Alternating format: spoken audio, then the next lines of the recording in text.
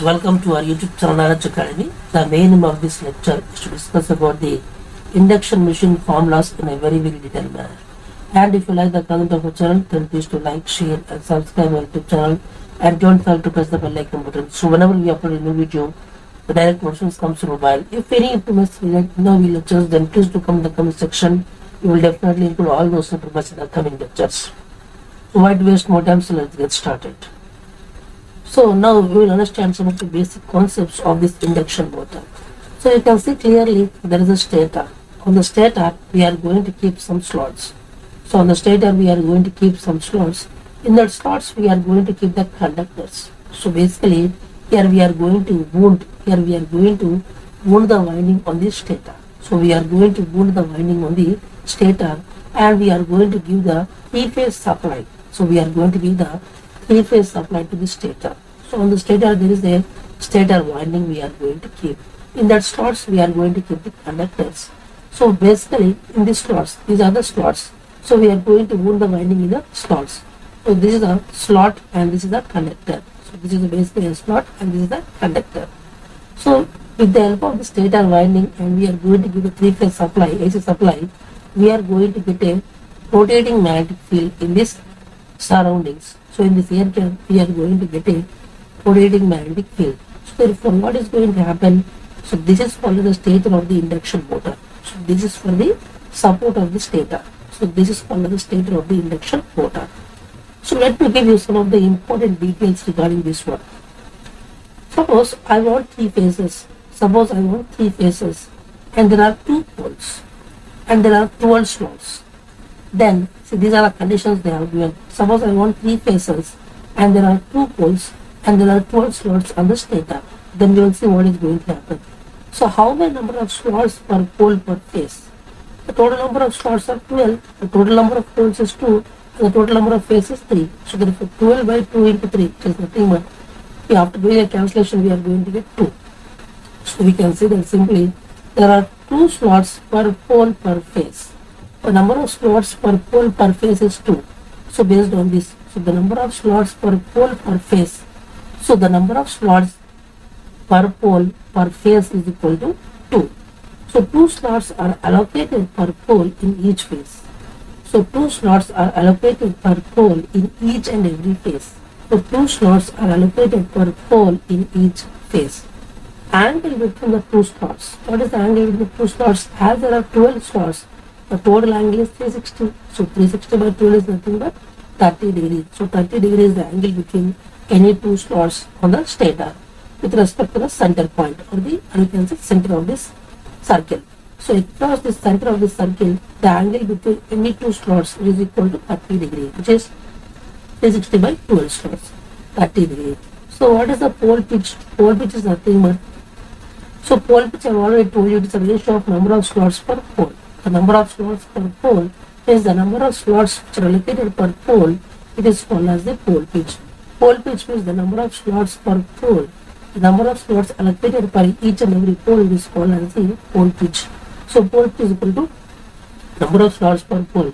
As there are 12 slots and the number of poles are 2, so 12 by 2 is nothing but 6. So 6 is called as a pole pitch. Now we will go for the full pitch winding. I have already told you what is the full pitch winding in the previous class of DC machines only, but let me elaborate it again and again. So now this is the stator of this induction machine. So what I am going to do basically, I am going to keep all the slots 1, 2, 3, 4, 5, 6, 7, 8, 9, 10, 11 and 12. And I have already told you I am going to make it into 2 equal parts. So make it into 2 equal parts. So you can see clearly. So this is called as this I am going to divide like this. So this I am going to divide like this. So if this is the first pole, then pole pitch is 6. So 1 plus 6 is nothing but 7. So here you are giving the winding, means you have to take the winding from 7th one. So listen carefully. Here you are giving it. So you have to take it from 1 plus 6 is 7. So you have to take it from here. And similarly, so listen clearly. So in the first slot I am going to keep the winding. Then I have to enter it to 7. Then I have to take it to 8 and then I have to go for the 2. So this is called as the binding. So simply we can say that 1 plus 6 is nothing but 7. So you have to keep it from here and then you have to keep it from here. So from 1 you have to enter it and then you have to take 7 and then 8 and you have to go to the 2. So these two slots and these two slots are allocated for the, these two slots and these two slots are allocated by the phase A. And now we'll go for this 3 and 4. So 3 and 4 means 3 plus 6 is nothing but 9 and 4 plus 6 is nothing but 10. So these two slots and these two slots are allocated by the phase B. Similarly, 5 plus 6 is nothing but 11. So 5 and 6 and 11 and 12 are allocated by the phase C. So this is phase A, phase B and phase C. So you can see clearly this is called as the one pole. So this is called as the one pole and this is called as the another pole. So this is the pole 1 and this is the second pole. So pole 1 and pole 1 is total 2 poles. So therefore the number of slots allocated for each and every pole is nothing but pole pitch. The number of slots for each and every, the number of slots allocated for each and every pole is called as the pole pitch. So you can see clearly this is called as the stator. So simply you can see there are 3 phases A, B, C and there are 12 slots in the stator and there are 2 poles on the stator. So this is called as a full pitch winding. I have chosen this one. So pole pitch is the ratio of number of slots per total number of poles. Pole pitch is the ratio of total number of slots per total number of poles, or simply we can say that pole pitch means the number of slots per the number of slots allocated per each and every pole is called as the pole pitch. So now we will draw this diagram so that we can see it clearly in somewhat detail. So now I am going to keep all the slots 1, 2, 3, 4, 5, 6, 7, 8, 9, 10, 11 and 12. I have already told you from 1 you have to enter the winding. So from 1 you have to enter it, 1 plus 6 is 7 and 7 you have to go to the 2 and then from 2 to 2 plus 6 is 8. So 8 you have to take it from here. So this is called as the A and A dash. Similarly from 3, similarly from 5, see again from 5, so 5 plus 6 is nothing but 11 and again you have to go to 6 and 6 plus 6 is nothing but 12. So again 12. So this is called as a B and B dash. So you have to take the common point here. Again C. Again C you have to give it to the 9. So 9 plus 6 is nothing but. So it is 3. So again from 3 you have to take it to the 10. Again from 10 plus 6 is nothing but. Then 4 you have to take it to the 4 and you have to take it as a C dash. So you can see clearly A dash, B dash and C dash are being clubbed together. And the remaining terminals we have to take it to the A, B and C. So from here we have to do the supply and this is called as a neutral, or you can say neutral connection, or you can say star connection. This is called as the common point N. So in this way you have to give the connection. So simply from 1 you have to enter and then it is going to 7 and from 7 it is going to 2 and from 2 it is going to 8. So this is called as A and A dash. Similarly from here, from 5 you are entering and then you are going to 11 and 11 to 6, again from 6 to 12. This is called as a B and B dash. Similarly from here, see, so 9 you are going here, again you are coming to 3, again you are going to 10, again you are going to 4, again you are coming to the C dash. So therefore A dash, B dash, C dash are being clubbed together as a common point neutral and the remaining points are the A, B and C. So you can see clearly that this is called as a ABC. We are going to give the 3-phase supply. So like this we have to give the stator winding. So like this configuration you have to give in the stator winding. So this is called as stator is connected in the star connected with the 3-phase winding. So you can see clearly there are 3 phases and the stator is connected in the star connection fashion. So this starter is connected in the star connected fashion and it is basically a 3-phase winding.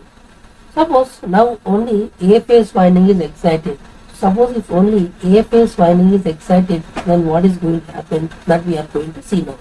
Only when A phase winding is excited, then what is going to happen, that we are going to see. So this is a A phase winding and this is also A phase winding. If this is entering, means here it should be leave. Here it is entering means here it should leave. And here it is leaving means here it should enter. So here entering means it is leaving here. So if it is again, so current is entering here and current is entering here and then it is going to here. So here entering means the cross. Again here it is leaving from this connector means dot. Again it is going to disconnect means again cross. Again it is coming through this one, it's dot. So here current is entering here and it is leaving here. Again entering here, again it is leaving here.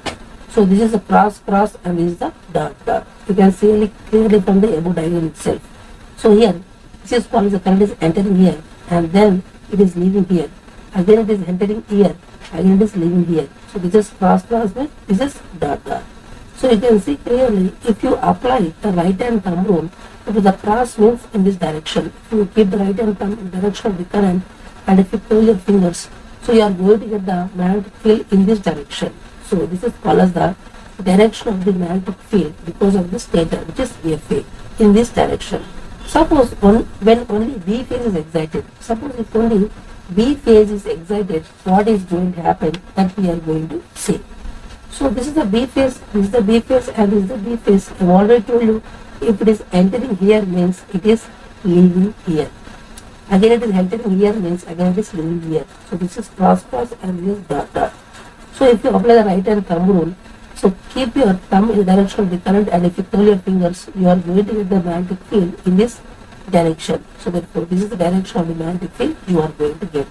Suppose when the C phase is excited, so this is A phase, this is B phase and this is C phase. Suppose if C phase is excited, then what is going to happen?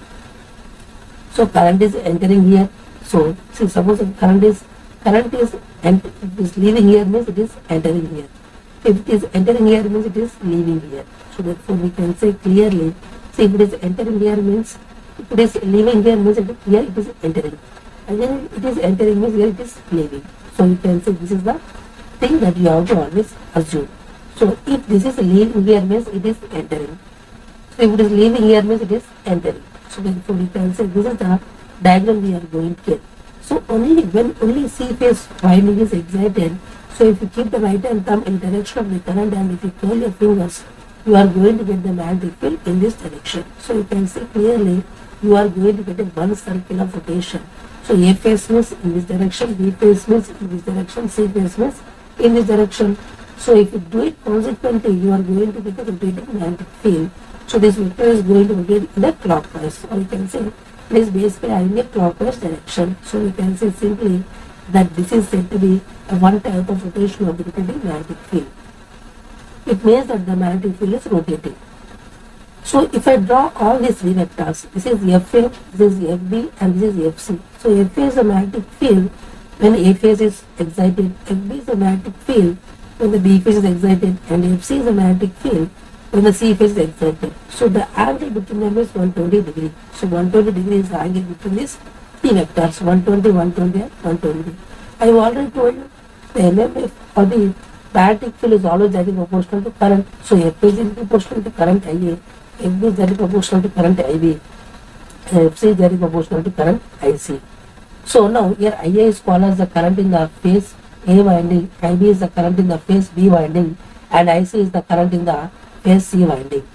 So now this is called as the induction motor. So what is induction motor? There are three terminals I have already told you, A, B and C, and the A dash, B dash and C dash are being connected to a common point which is called as the neutral.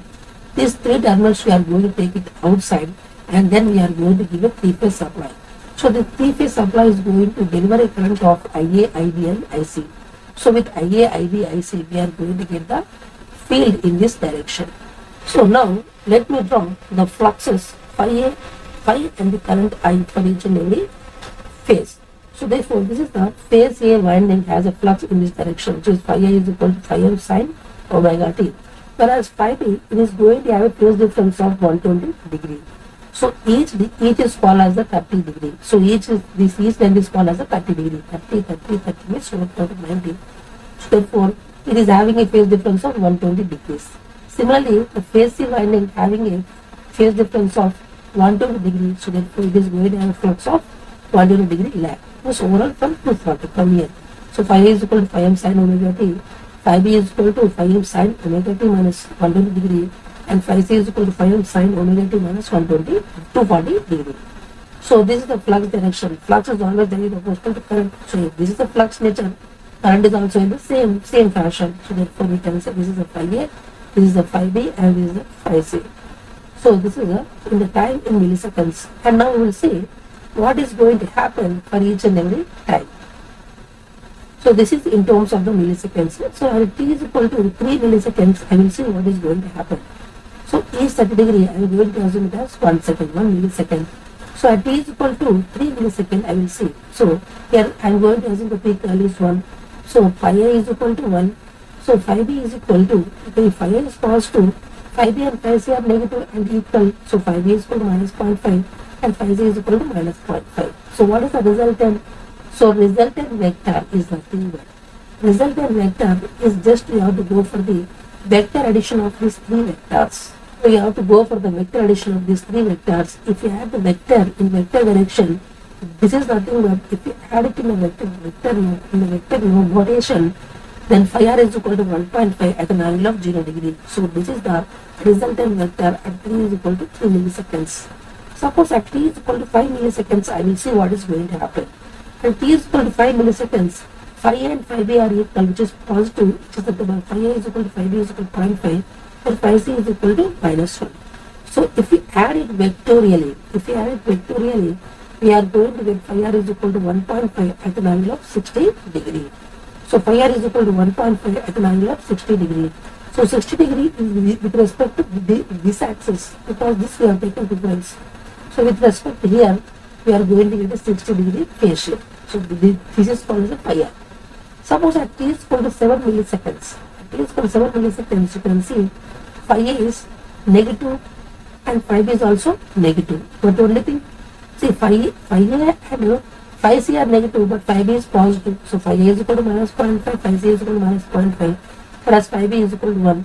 So if we add it vectorially, finally we are going to get phi r is equal to 1.5 at an angle of 120 degree. So 180 degree is with respect to this axis. So it is going to have rotation of phi r in this way. Suppose that t is equal to 13 milliseconds.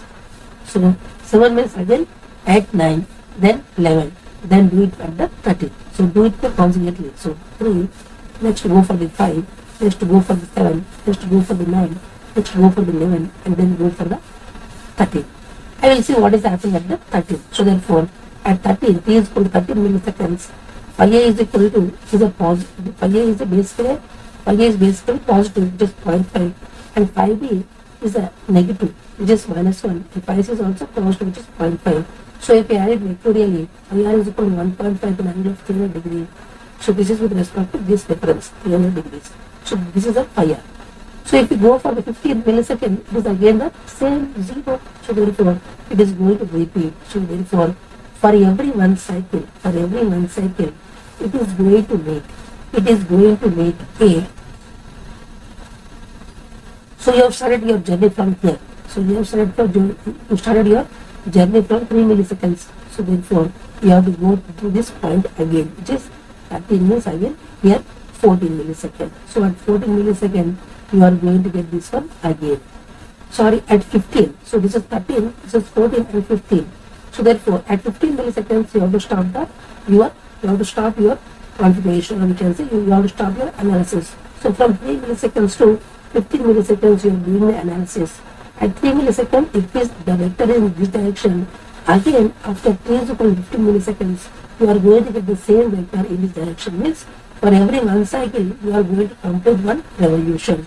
So for every one cycle, the magnetic field is going to rotate in a one cycle of rotation. So now we will discuss some important points. Now finally what I am trying to conclude is, for one supply, or we can say for one cycle of supply, the rotating magnetic field is going to make one revolution in the space. So therefore, stator has 3-phase winding wound for particular number of poles. Windings are 120 degree apart spatially. So you can see clearly, stator has 3-phase winding. It is wound for particular number of poles, and windings are 120 degree apart spatially. Spatially means if you see in the diagram, the winding diagram also 120 degree space between them. Spatially also you can see clearly the angle between any two faces is nothing but this 120 degree. So stator has 3-phase winding wound for particular number of poles, and windings are 120 degree apart spatially.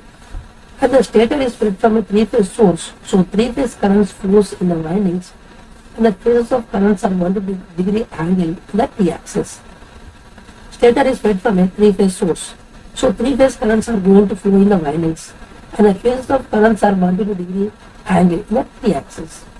So we get rotating magnetic field in the air gap as if a north pole and a south pole is rotating across the stator in a clockwise continuously. So we are going to get a rotation of the stator and this basically, let me assume a south pole and north pole is present. It is going to rotate continuously in the clockwise with some speed. Let me assume the speed is synchronous speed. So that we are going to analyze. So basically, if you keep the phase winding of 120 degrees spatially, and if you give a supply of phase difference of 120 degrees with respect to time axis, then you are going to get a rotating field, which is, you can assume it as like the south pole and north pole is rotating in the clockwise direction with some synchronous speed ns. So we can say these are the conditions we must meet in order to get a rotating magnetic field. Stator has three-phase winding, it is wound for a particular number of poles, and the windings are 120 degree apart spatially. And the stator is fed from a three-phase source. So three-phase currents are going to flow in the windings, and the phases of currents are 120 degree angle with respect to time axis. So we get the rotating magnetic field in the air gap as if the north pole and the south pole is rotating across the stator in the clockwise continuously with some speed. It is called as a synchronous speed. So these are the conditions that you need to satisfy in order to get the rotating magnetic field. So we can assume that this is in the terms of the, so this is the north pole, this is the south pole, the field is from north to south. So we can say this is a vector, it is rotating in this direction. So this is the vector, it is rotating in this direction clockwise with some speed. It is called as synchronous speed. So these are the conditions that you always have to analyze. The vector is from the north pole to south pole. It is rotating in this direction. So we can say that there are two conditions that you have to meet in order to get a rotating magnetic field. The stator has three-phase winding and it is wound for a particular number of poles, and the windings are 120 degree apart spatially, means physically. And the stator is fed from a three-phase source, so three-phase currents are going to flow in the windings, and the phases of currents are 120 degree angle with respect to time axis. And we get a rotating magnetic field in the air gap as if a north pole and south pole is rotating across the stator in the clockwise continuously. So this is the thing that you are going to get. So if you satisfy these two conditions, definitely you are going to get a rotating magnetic field as if the north pole and south pole is going to present like this and is going to rotate in the clockwise. So now we will analyze one important concept, is called synchronous speed. So synchronous speed ns is equal to 120 f by p. See, 120 f by p is called synchronous speed. Plus this is the speed at which the rotating magnetic field is going to rotate. So this is the speed at which the rotating magnetic field is going to get rotate. This is in terms of RPM, number of revolutions per minute. So ns is called as the synchronous speed in revolutions per minute (RPM), and f is called as the supply frequency in hertz, and p is called as the number of poles wound on stator. It is always an even number.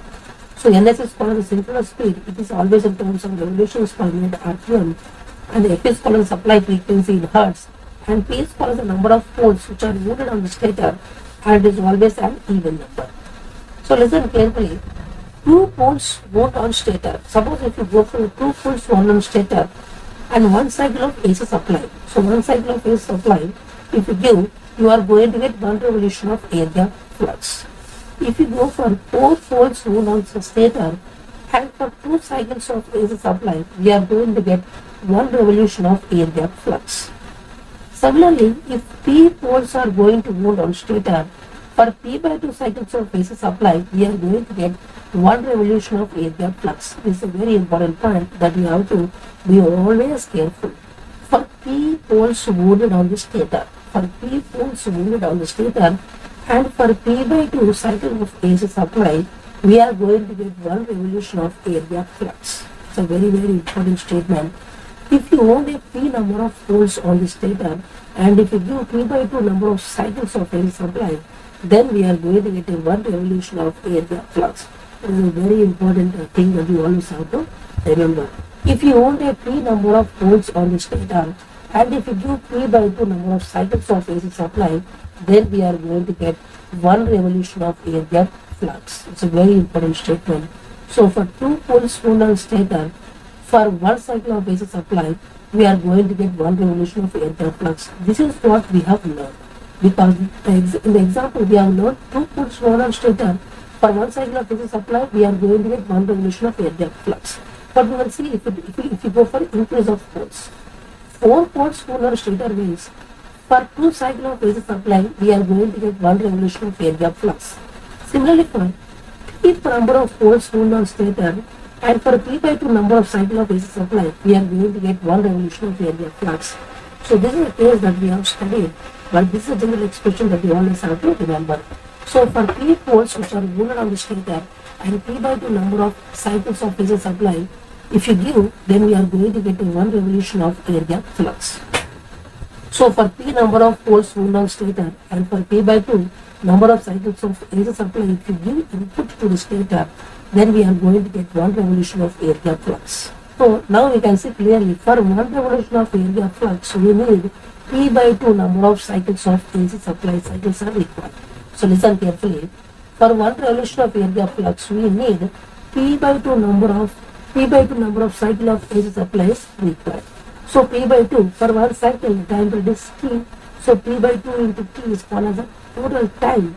So therefore, this much amount of time is required for one revolution. So P by 2 into T. So T is nothing but 1 by F. So P by 2F seconds. So this much amount of time in seconds is required for one revolution of the air gap flux. So listen carefully. For one revolution of air gap flux, we need P by 2 number of AC supply cycles are required. One cycle has a time period of T. So P by 2 into T, or T is nothing but 1 by F. So this much amount of time in seconds is required for one revolution of air gap flux. So for one revolution we require P by 2 into F seconds are required to give one revolution of air gap flux. So for one revolution of air gap flux, the time required is P by 2 F seconds. For NS revolutions in 60 seconds. So in 60 seconds means in 1 minute, how many number of revolutions it is giving. So in 1 minute means 60 seconds. It is called as a synchronous speed. So if you go for the cross multiplication, we are going to get Ns is equal to 128 by P. So therefore we can say these many number of revolutions have done by the air gap flux in a 1 minute. Ns is equal to 128 by P. It is nothing but these many number of revolutions have been done by the air gap flux in 1 minute. RPM is revolutions per minute. So simply one revolution of air gap flux is required P by 2 number of AC cycles. So one cycle time period of T. So T is nothing but 1 by F. So for one revolution of air gap flux we need P by 2 F seconds. Then for 60 seconds means 1 minute, how many number of revolutions means Ns. Number of revolutions in 1 minute. So therefore if you do the cross multiplication, we are going to get Ns is equal to 128 by P. So Ns is equal to 128 by P. It is nothing but simply we can say Ns is equal to 128 by P. These number of revolutions have been done by the air gap flux in a 1 minute. So now we understand another important concept which is called as a slip. So what is the actual meaning of a slip? Slip is nothing but it is a Ns minus Nr by Ns. So slip is equal to Ns minus Nr by Ns. So it is a ratio of the difference of the speeds by the Ns. So S is equal to Ns minus Nr by Ns. Ns is called as the synchronous speed and Nr is called as the rotor speed. Always the rotor speed is always lesser than the synchronous speed. Then what is the percentage of S? Just do the multiplication of 100. So percentage of S is equal to Ns minus Nr by Ns into 100. Now frequency of rotor currents. So frequency of rotor currents. What is the frequency of rotor currents? So frequency of rotor currents is equal to slip times the supply frequency. So frequency of rotor currents is equal to slip times the supply frequency. So frequency of rotor currents is equal to slip times the supply frequency. Where S is called as the slip and F is called as supply frequency and F is called as the frequency of the rotor currents. Means the currents which are induced in the rotor, their frequency is Fr. At standstill condition, a standstill means the rotor speed is 0. So therefore what is the slip? Slip is nothing but 1 we are going to get. If you substitute here, we are going to get Fr is equal to Fs. Then speed of flux with respect to stator. So stator is called as stationary. So if you sit on the stator and if you see the speed of the rotating flux, then definitely its speed is Ns. Speed of flux with respect to stator is nothing but Ns.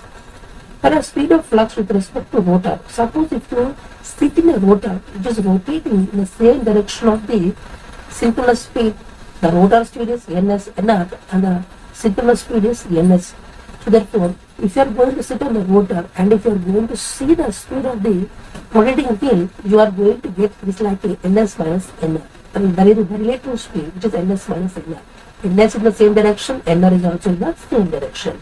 So ns minus nr you are going to get, which is equal to s times the ns. So the speed of flux with respect to rotor is nothing but ns minus nr. This one is the relative speed because both the vectors are in the same direction. Take it positive. So ns minus nr is equal to s into ns.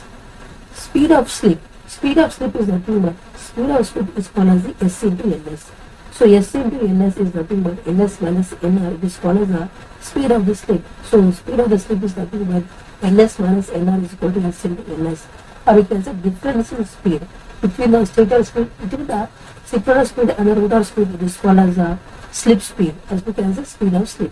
So slip speed, or you can call it, it is also called as the speed of slip or slip speed, which is called as the ns minus nr is equal to s into ns.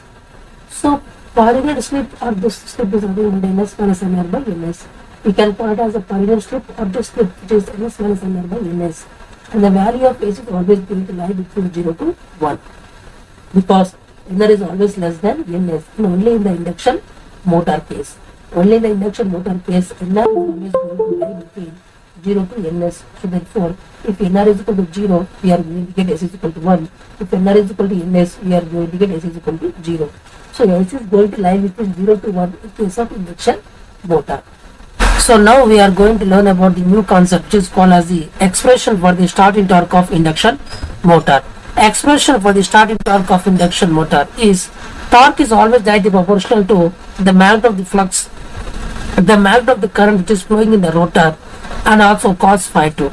So this is a concept that you always have to remember. Torque is always directly proportional to the magnitude of the flux and the magnitude of the current which is flowing in the rotor into cos of phi 2. Where I2 is called as the rotor current per phase. So I2 is called as the rotor current per phase, whereas phi 2 is called as the phase angle of the supply of the voltage induced and the current induced in the rotor. And phi is directly proportional to EMF induced in the rotor. So flux is always directly proportional to EMF which is induced in the rotor. So we can say simply that if phi is directly proportional to EMF induced in the rotor, so we can replace phi as nothing but E2. So therefore we are going to get torque is directly proportional to E2 into I2 into cos of phi 2. So if you want to know what is the unit of the E2 into I2 into cos of phi 2, it is called as the watts, because it is VI cos phi, it is nothing but watts, active power. So therefore torque is always directly proportional to the amount of the flux and also the amount of the current which is flowing in the rotor per phase and cos of phi 2, where phi 2 is the phase angle between the induced voltage and the induced current in the rotor. So I2 is called as the rotor current per phase and phi 2 is called as the phase angle between the induced voltage and the induced current, whereas phi is directly proportional to EMF which is induced in the rotor. So phi is always directly proportional to EMF induced in the rotor. So I can replace phi by E2, then I am going to get torque is directly proportional to E2 into I2 into cos of phi 2, where the unit of the E2 into I2 into cos phi 2 is nothing but watts. So watts is the unit of the E2 into I2 into cos phi 2. So E2 is called as the induced voltage in rotor. So E2 is called as the induced voltage in the rotor, which is a voltage which is induced in the rotor. Or we can say per phase voltage if any winding used on rotor.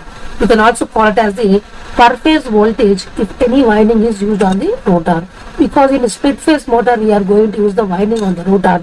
So that is the reason we call this as the per phase voltage if any winding is used on the rotor.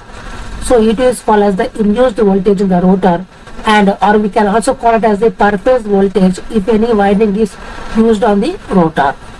And I2 is called as the current in the rotor. So I2 is called as the current in the rotor, and phi 2 is called as the power factor angle of the rotor. So therefore E2 is called as the induced voltage in the rotor or per phase voltage if any winding is used on the rotor, and I2 is called as the current in the rotor and phi 2 is called as the phase angle of the rotor. So these are the points that you always have to remember. So torque is always directly proportional to E2 into I2 into cos of phi 2, where E2 is called as the induced voltage in rotor or per phase voltage if any winding is used on rotor, and I2 is called as the current in rotor, and phi 2 is called as the power factor angle of rotor. So therefore now if I want to remove this proportionality constant, then I have to keep a constant. So torque is equal to K into E2 into I2 into cos phi 2, where K is nothing but 3 by 2 pi small ns. Small ns is called as the capital Ns by 60, which is the RPS. So RPS means the number of rotations per second. So if you do the replacement, then we are going to get 3 into 60 is nothing but 180 by 2 pi into capital Ns. So you can write 180 by 2 pi into capital Ns, or simply 3 by 2 pi into small ns. You can write any of the things.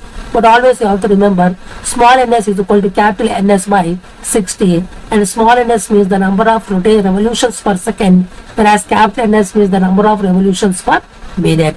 So if you substitute in this above equation, then we are going to get torque is equal to 3 by 2 pi into small ns into E2 I2 into cos phi 2. It is called as the starting torque. It is also called as the starting torque. So this is the starting torque of the induction motor. So this is the point that you always have to remember. So therefore the torque expression, the torque is always directly proportional to E2 into I2 into cos phi 2, whereas the unit of the E2 into I2 into cos phi 2 is the watts. E2 is called as the induced voltage in the rotor, or we can say per phase voltage if any winding is used on rotor, and I2 is called as the current in the rotor, and phi 2 is called as the power factor angle of the rotor. So these are the points that you always have to remember. And torque is equal to, if you remove the proportionality constant, we have to keep a constant. Torque is equal to K into E2 into I2 into cos phi 2, where K is equal to 3 by 2 pi into small ns, where small ns is equal to capital Ns by 60. So you can write finally T is equal to 3 by 2 pi into small ns into E2 into I2 into cos phi 2. It is also called as the starting torque of the induction motor. So now we will do something. I want to write the rotor circuit. So I want to redraw the circuit diagram of a rotor circuit. So rotor circuit is basically going to have some resistance and also some reactance, and it is going to have some amount of current in the rotor. With some amount of induced voltage also we are going to get. So E2 is the induced voltage in the rotor, and I2 is the current flowing in the rotor, and R2 is the resistance of the rotor, and JX2 is called as the reactance of the rotor. So if I want to find what is the magnitude of the if I want to find what is the magnitude of the impedance, which is equal to under root over R2 square plus X2 square. So therefore the magnitude of the impedance of the rotor is equal to under root over R2 square plus X2 square. So if you want power factor, the power factor cos phi 2 is equal to R2 by mod of Z2, or simply R2 by under root over R2 square plus X2 square. So we can say phi 2 is the phase angle between the induced voltage and the induced current in the rotor. So what is the value of I2? I2 is equal to E2 by mod of Z2. So therefore E2 by under root over R2 square plus X2 square. So these are the things that you always have to remember. So the rotor circuit at the starting condition. So this is at the starting condition. Magnitude of Z2 is equal to under root over R2 square plus X2 square. And cos of phi 2 is equal to R2 by mod of Z2, which is equal to R2 by under root over R2 square plus X2 square, whereas I2 is equal to E2 by mod of Z2, which is equal to E2 by under root over R2 square plus X2 square. So therefore we can say clearly these are the things that we are going to get. So now you can substitute cos phi 2, and you can even substitute the I2 in the above expression. Then we are going to get the starting torque expression. So if you substitute those cos phi 2 and I2, so if you substitute the cos phi 2 and also I2 in the above general expression, and if you do the simplification, finally we are going to get, so starting torque of induction motor is equal to 3 by 2 pi into small ns into E2 square into R2 by R2 square plus X2 square. So this is the expression of the starting torque of the induction motor. So starting torque is equal to 3 by 2 pi into small ns into E2 square into R2 by R2 square plus X2 square. So this is the expression of the starting torque in an induction motor. So what happens if R2 is equal to 0? Means if the rotor resistance is equal to 0. then what is going to happen? If you substitute R2 is equal to 0 in this expression, then definitely this overall value is equal to 0. So therefore the starting torque is equal to 0. So this is a point that you always have to remember. If the rotor has 0 resistance, then the starting torque is equal to 0. So therefore the rotor will never rotate. So therefore if the R2 increases, then definitely the starting torque increases. So if the rotor resistance increases, then definitely the starting torque increases. But if the rotor reactance increases, the starting torque decreases. You can see clearly it is present in the denominator. So therefore simply we can say that whenever the rotor resistance is 0, the starting torque is equal to 0. If the rotor resistance increases, the starting torque increases. Whereas if the rotor reactance increases, the starting torque decreases. So this is the point that you always have to remember. So for high starting torque, we need high R2 and low X2. So if you want a very high starting torque, then you need a rotor resistance of huge value and the rotor reactance of low value. Then only we are going to get a huge amount of starting torque. So therefore the rotor can rotate. So this is the expression of the starting torque, which is equal to 3 by 2 pi into small ns into E2 square R2 by R2 square plus X2 square. This is the equation only at the starting condition. This is not a general expression. So condition for the maximum starting torque. So what is the condition for maximum starting torque? So when the starting torque will be maximum. So at what condition we are going to get a maximum starting torque? That is we are going to see here. The condition for maximum starting torque. See, let me assume this is a rotor. So for this rotor, I can add extra resistance with the help of these slip rings. So with the help of the slip rings, I can add some extra resistance to this rotor circuit at initial condition. So because of that, the starting torque will be increased. So therefore, let me assume this through the slip rings I am going to add some external resistance. I can connect in either star or delta, but I prefer to connect in the star connection. So let me assume the supply voltage is a constant and also the induced voltage is constant. Then definitely what is going to happen if the supply voltage is constant, therefore the induced voltage is also constant. The only variable is called as the rotor resistance. So if I do the differentiation of the previous starting torque expression with respect to R2 and I equal to 0, then finally I am going to get R2 is equal to X2. So what I am trying to say simply is very simple. So whenever the rotor resistance is equal to rotor reactance, at that condition only we are going to get the maximum torque at the starting condition. So if I do the differentiation of the above expression with respect to dr2, because only r2 is a variable and remaining everything I am going to assume it as constant, then I do the differentiation with respect to r2, and if I equal to 0, then I am going to get a condition which is r2 is equal to x2. Only at this condition only I can say that, only at this condition I can surely say that yes, we are going to get the maximum torque at the starting condition. So whenever the rotor resistance is equal to rotor reactance, we are going to get the maximum starting torque at the starting condition itself. So now we are going to discuss the expression for the torque of induction motor under the running conditions. So expression of torque of induction motor under running conditions, that we are going to learn the concept. So expression for the torque of induction motor under running conditions. In the previous case we have learned only at the starting condition, but now we are going to get a general expression which can hold for both starting and also for running condition. So expression for the torque of induction motor under the running conditions. So torque, the rotor torque is equal to K into ER into IR into cos phi r, or simply we can say rotor torque. And ER is called as the EMF which is induced in the rotor, and IR is called as the current which is induced in the rotor, and cos phi r. So phi r is the phase angle between the induced voltage and the induced current. So TR is equal to K into ER into IR into cos of phi r. So R is called as it is basically which is going to represent the rotor, and TR is called as the torque which is developed in the rotor, and ER is called as the EMF which is induced in the rotor winding. And also IR means it is a current in the rotor. So R is basically it is going to represent the rotor. TR means the torque developed in the rotor, and ER means EMF which is induced in the rotor, and IR means it is a current in the rotor.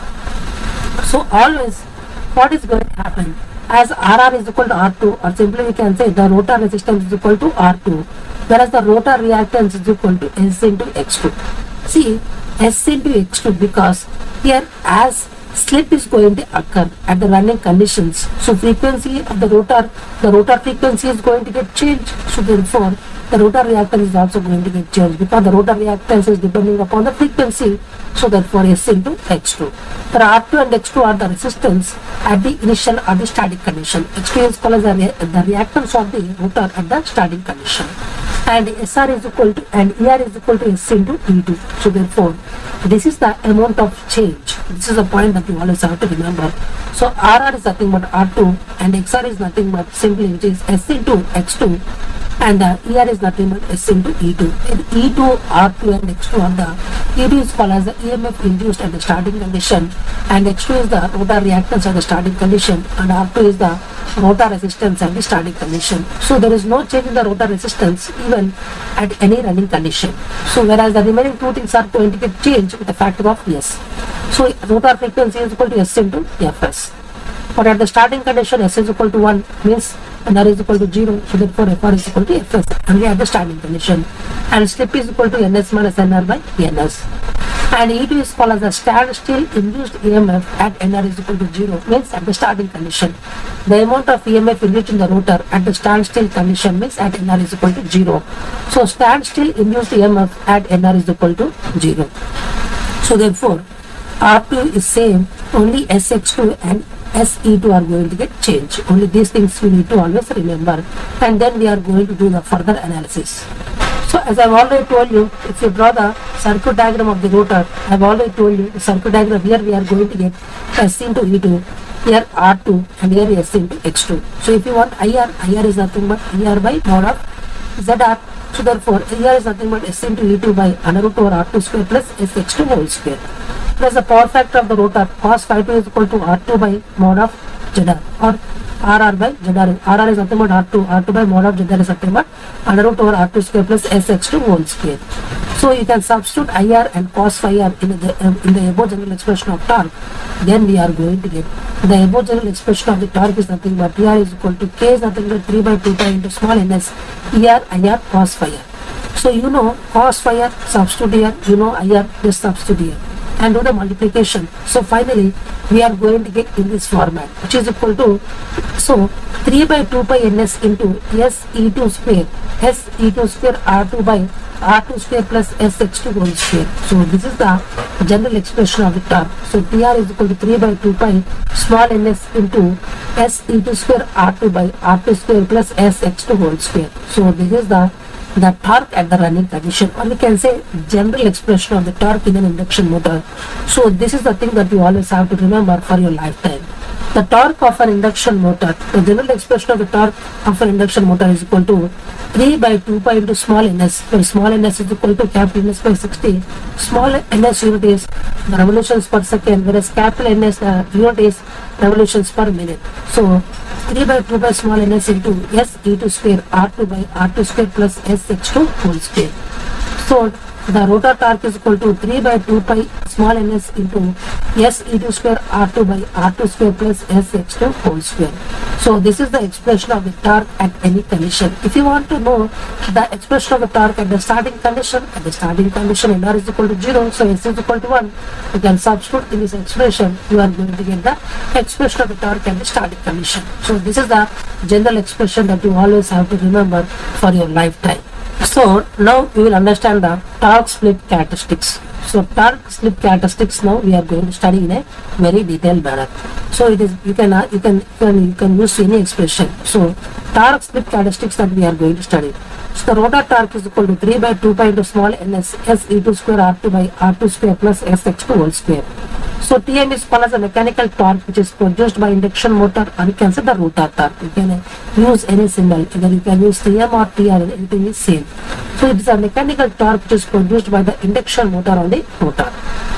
It is a mechanical torque which is produced by the induction motor, and small ns is called as synchronous speed in terms of revolutions per second, and S is called as the slip, and it is called as the EMF which is induced in the rotor per phase at standstill condition means at NR is equal to 0 means S is equal to 1.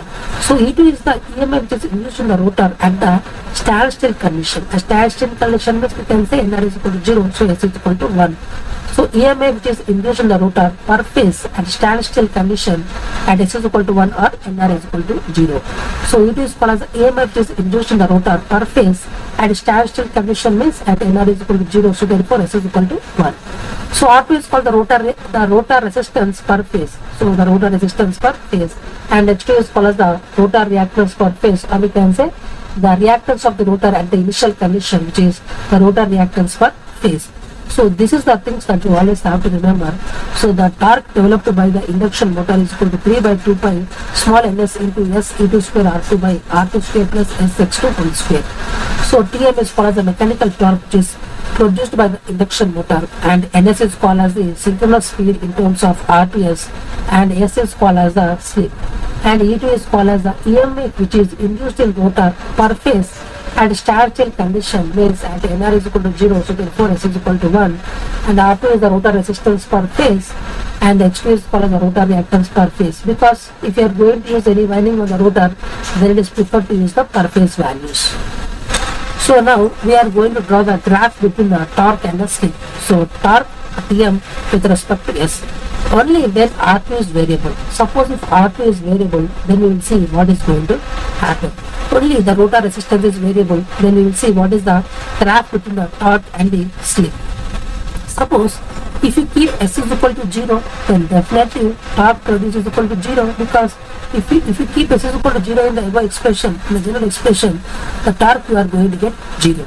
Similarly, if you increase the torque, if you increase the S, then the torque is also going to get increased in a linear fashion up to certain value of S is equal to R2 by H2. After that, it is going to get decreased. So this is the point that you always have to remember. So whenever I am changing S is equal to 0 from S is equal to 1, so from S is equal to 0 to S is equal to R2 by H2, we are going to get a linear characteristics like straight line. It is straight line. But after this, it is going to have some decay. So therefore, here you are going to have in a proportionate, whereas after this you are going to get a decaying torque. So S is equal to 0 means simply we can say NR is equal to NS, and S is equal to 1 means NR is equal to 0. So NR is equal to 0 means we can say it is a starting condition, and it is called as a running condition. So this is called as a starting condition, and this is called as a no load condition, or simply we can say this is a starting condition and this is a no load condition. So at no load, definitely we can say NR is nearly equal to NS.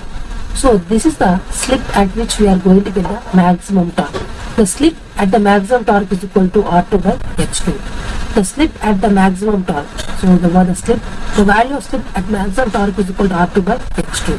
So whenever S is varying from 0 to R2 by H2, you can see a straight line with directly proportional to. So torque is directly proportional to slip. Whereas from here to here, it is inversely proportional. Means as the slip increases, but still the torque is going to get decayed. So it is directly proportional to S here, it is inversely proportional to S here. So you can see in that fashion. So therefore, this is the thing that you are going to get torque with respect to S. So torque with respect to S, we are going to get a graph in this manner. So what happens if I increase the, if I vary the R2, or simply we can say if I increase the R2, what is going to happen? See, if I increase the R2, then definitely this ratio will be increased. So it will try to move toward the value of S is equal to 1, because it is increased, this ratio is increased.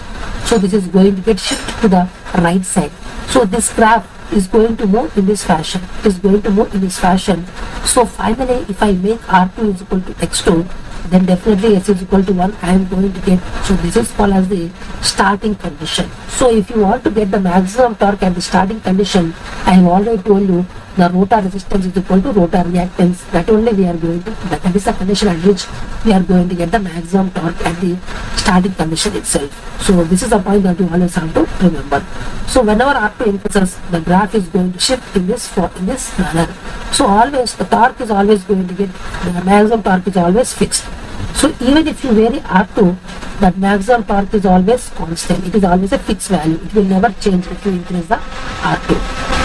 So only this graph is going to shift in this manner. So this is what I am trying to tell you. So finally, from this conclusion, simply whenever S is equal to 0 to S is equal to R2 by H2, we are going to get a straight line. But after that, from S is equal to R2 by H2 to S is equal to 1, we are going to get a decay. This is directly proportional to S, it is inversely proportional to S. So, at S is equal to 0 means NR is equal to NS, and S is equal to 1 means NR is equal to 0. So, this is called as the starting condition, and this is called as the no load condition.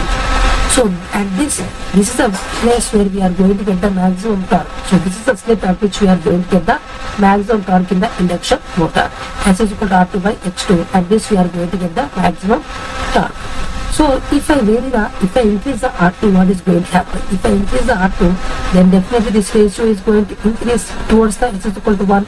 So, this graph is going to shift to the right side. So, we can see clearly it is going to shift in this manner, but the maximum torque is always constant. So, we can say clearly, if I make R2 is equal to X2, then this ratio is equal to 1, so therefore, this is going to get here, so therefore, we can say the starting torque is now itself is equal to maximum torque. So, this is called as the starting torque, and this is called as the maximum torque which can be produced by this motor. If you want to produce the maximum torque to be the starting torque, then definitely you have to make R2 is equal to X2, then only this is always possible. So otherwise generally the maximum torque is always greater than the starting torque. See, as R2 increases, when the starting torque increases, you can see clearly as R2 increases, this graph moves up and up, this point moves up and up, so therefore the starting torque increases. So slip at maximum torque is also increases because this ratio is increases and this moves to the S is equal to 1. So the slip is also going to get increased, and the speed of rotor decreases. As the slip increases means the rotor speed is going to get decreased. So speed of rotor will decrease at maximum torque. So this is the point that you always have to remember. When you increase the R2, the starting torque will increase, and the slip at the maximum torque is also going to get increased, means the speed of the rotor will decrease at the maximum torque. The speed is going to get decreased more and more. So this is a point that you always have to remember. So whenever you increase the rotor resistance, then the starting torque will increase, and the slip at which the maximum torque increases means the speed of the rotor at the maximum torque will decrease. So this is a point that you always have to remember. So slip at maximum torque is equal to R2 by X2. So this is the point that you always have to remember.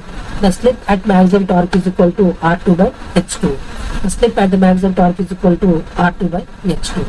Suppose when only E2 is variable, then what is the graph we are going to see with respect to Tm and S? See, I have already drawn the graph. See, I have already told some important points. If you draw the graph between the Tm and the S, we are going to get in this fashion.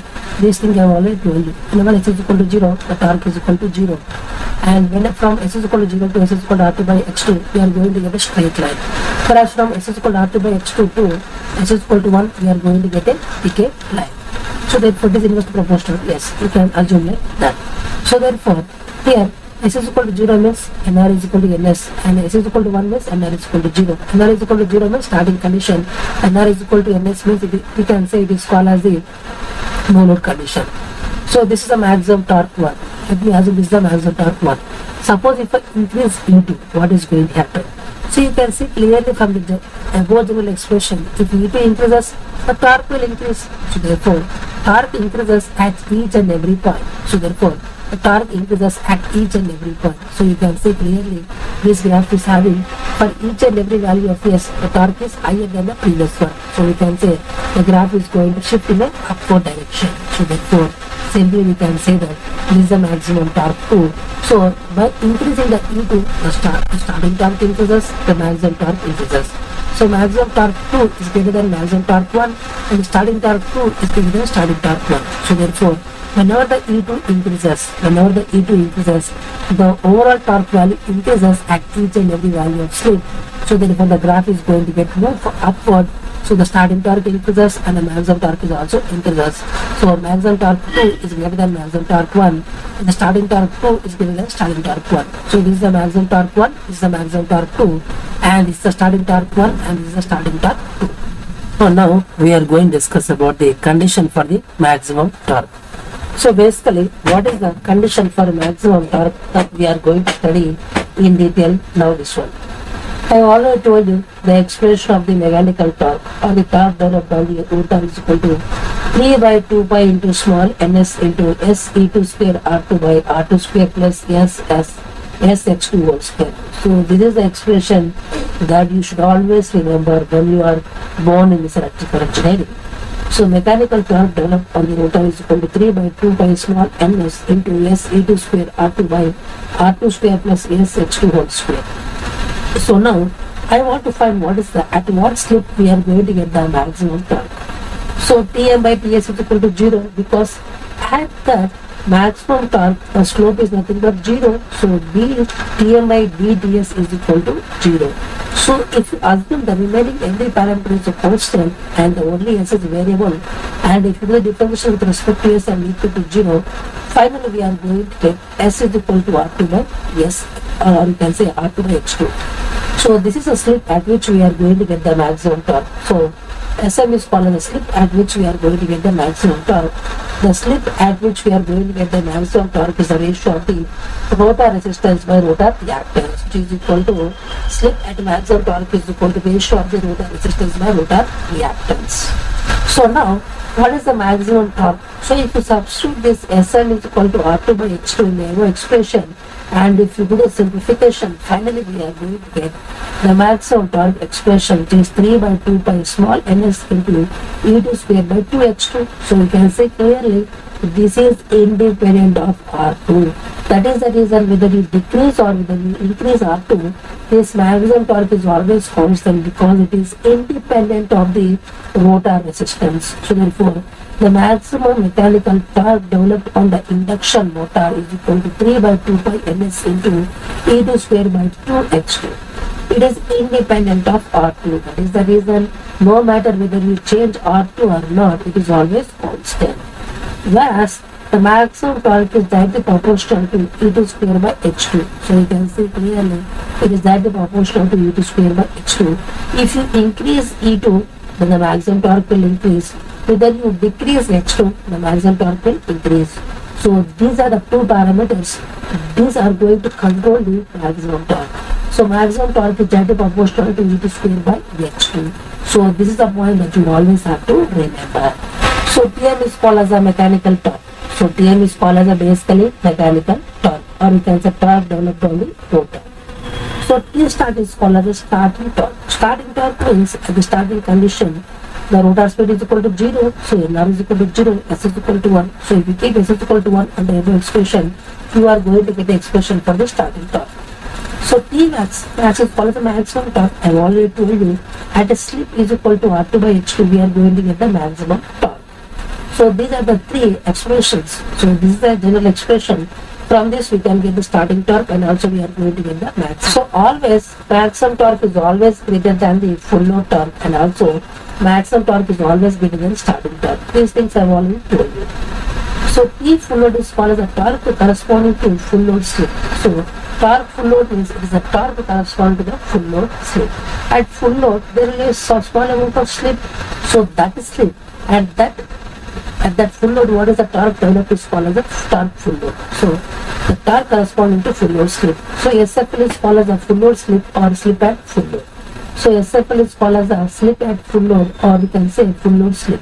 So SFL is called as a slip at full load or full load slip. You can call anything. So therefore, SFL is called as a slip at full load or full load slip, and SM is called as a slip at maximum torque. All these things I have already told in a very detailed manner. So Tm is called as a mechanical torque, whereas T starting is called as the starting torque. So T start is called as the starting torque, and T max is called as a maximum torque, and T full load is called as a torque corresponding to full load slip, and SFL is called as a full load slip or the slip at full load, and SM is called as a slip at maximum torque. So these are the things that you always have to remember. So Tm is called the mechanical torque means it is a general expression. So T starting means starting torque. If you are starting torque, just substitute S equal to 1 in the general expression, you are going to get the starting torque. And if you want T max is called the maximum torque. So if you want maximum torque, just substitute S is equal to R2 by X2, you are going to get the expression for the maximum torque from the general expression. And T full load means the torque corresponding to full load slip, or you can say if you apply full load, the torque at that condition is called as the full load torque. And SFL is called as a full load slip or slip at full load, and SF is called as a slip at maximum torque. So T maximum torque is always greater than the full load torque, and Tmax is always greater than the starting torque. So this is a point that you always have to remember.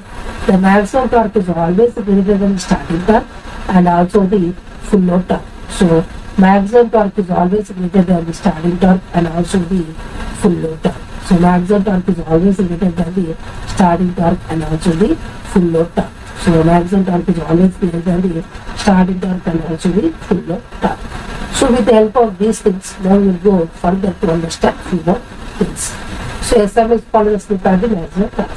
So now I want to do the ratio of the full load torque by maximum torque. See, if I do the division of these two torques, I am going to get a certain expression. It is the ratio of the full load torque by maximum torque is equal to 2 into full load slip into maximum slip at maximum torque by SM square plus SFL square. So this is a formula that you always have to remember.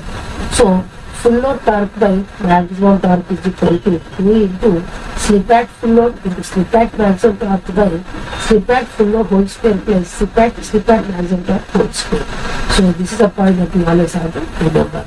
So torque at full load by maximum torque is equal to torque at full load by torque at maximum torque is equal to 2 into slip at full load into slip at maximum torque by slip at full load whole square plus slip at maximum torque whole square. So this is the point that you always have to remember. So torque at full load by torque at maximum torque is equal to 2 into slip at full load into slip at maximum torque by slip at full load whole square plus slip at maximum torque whole square. So in this formula we can use percentage values or numerical values.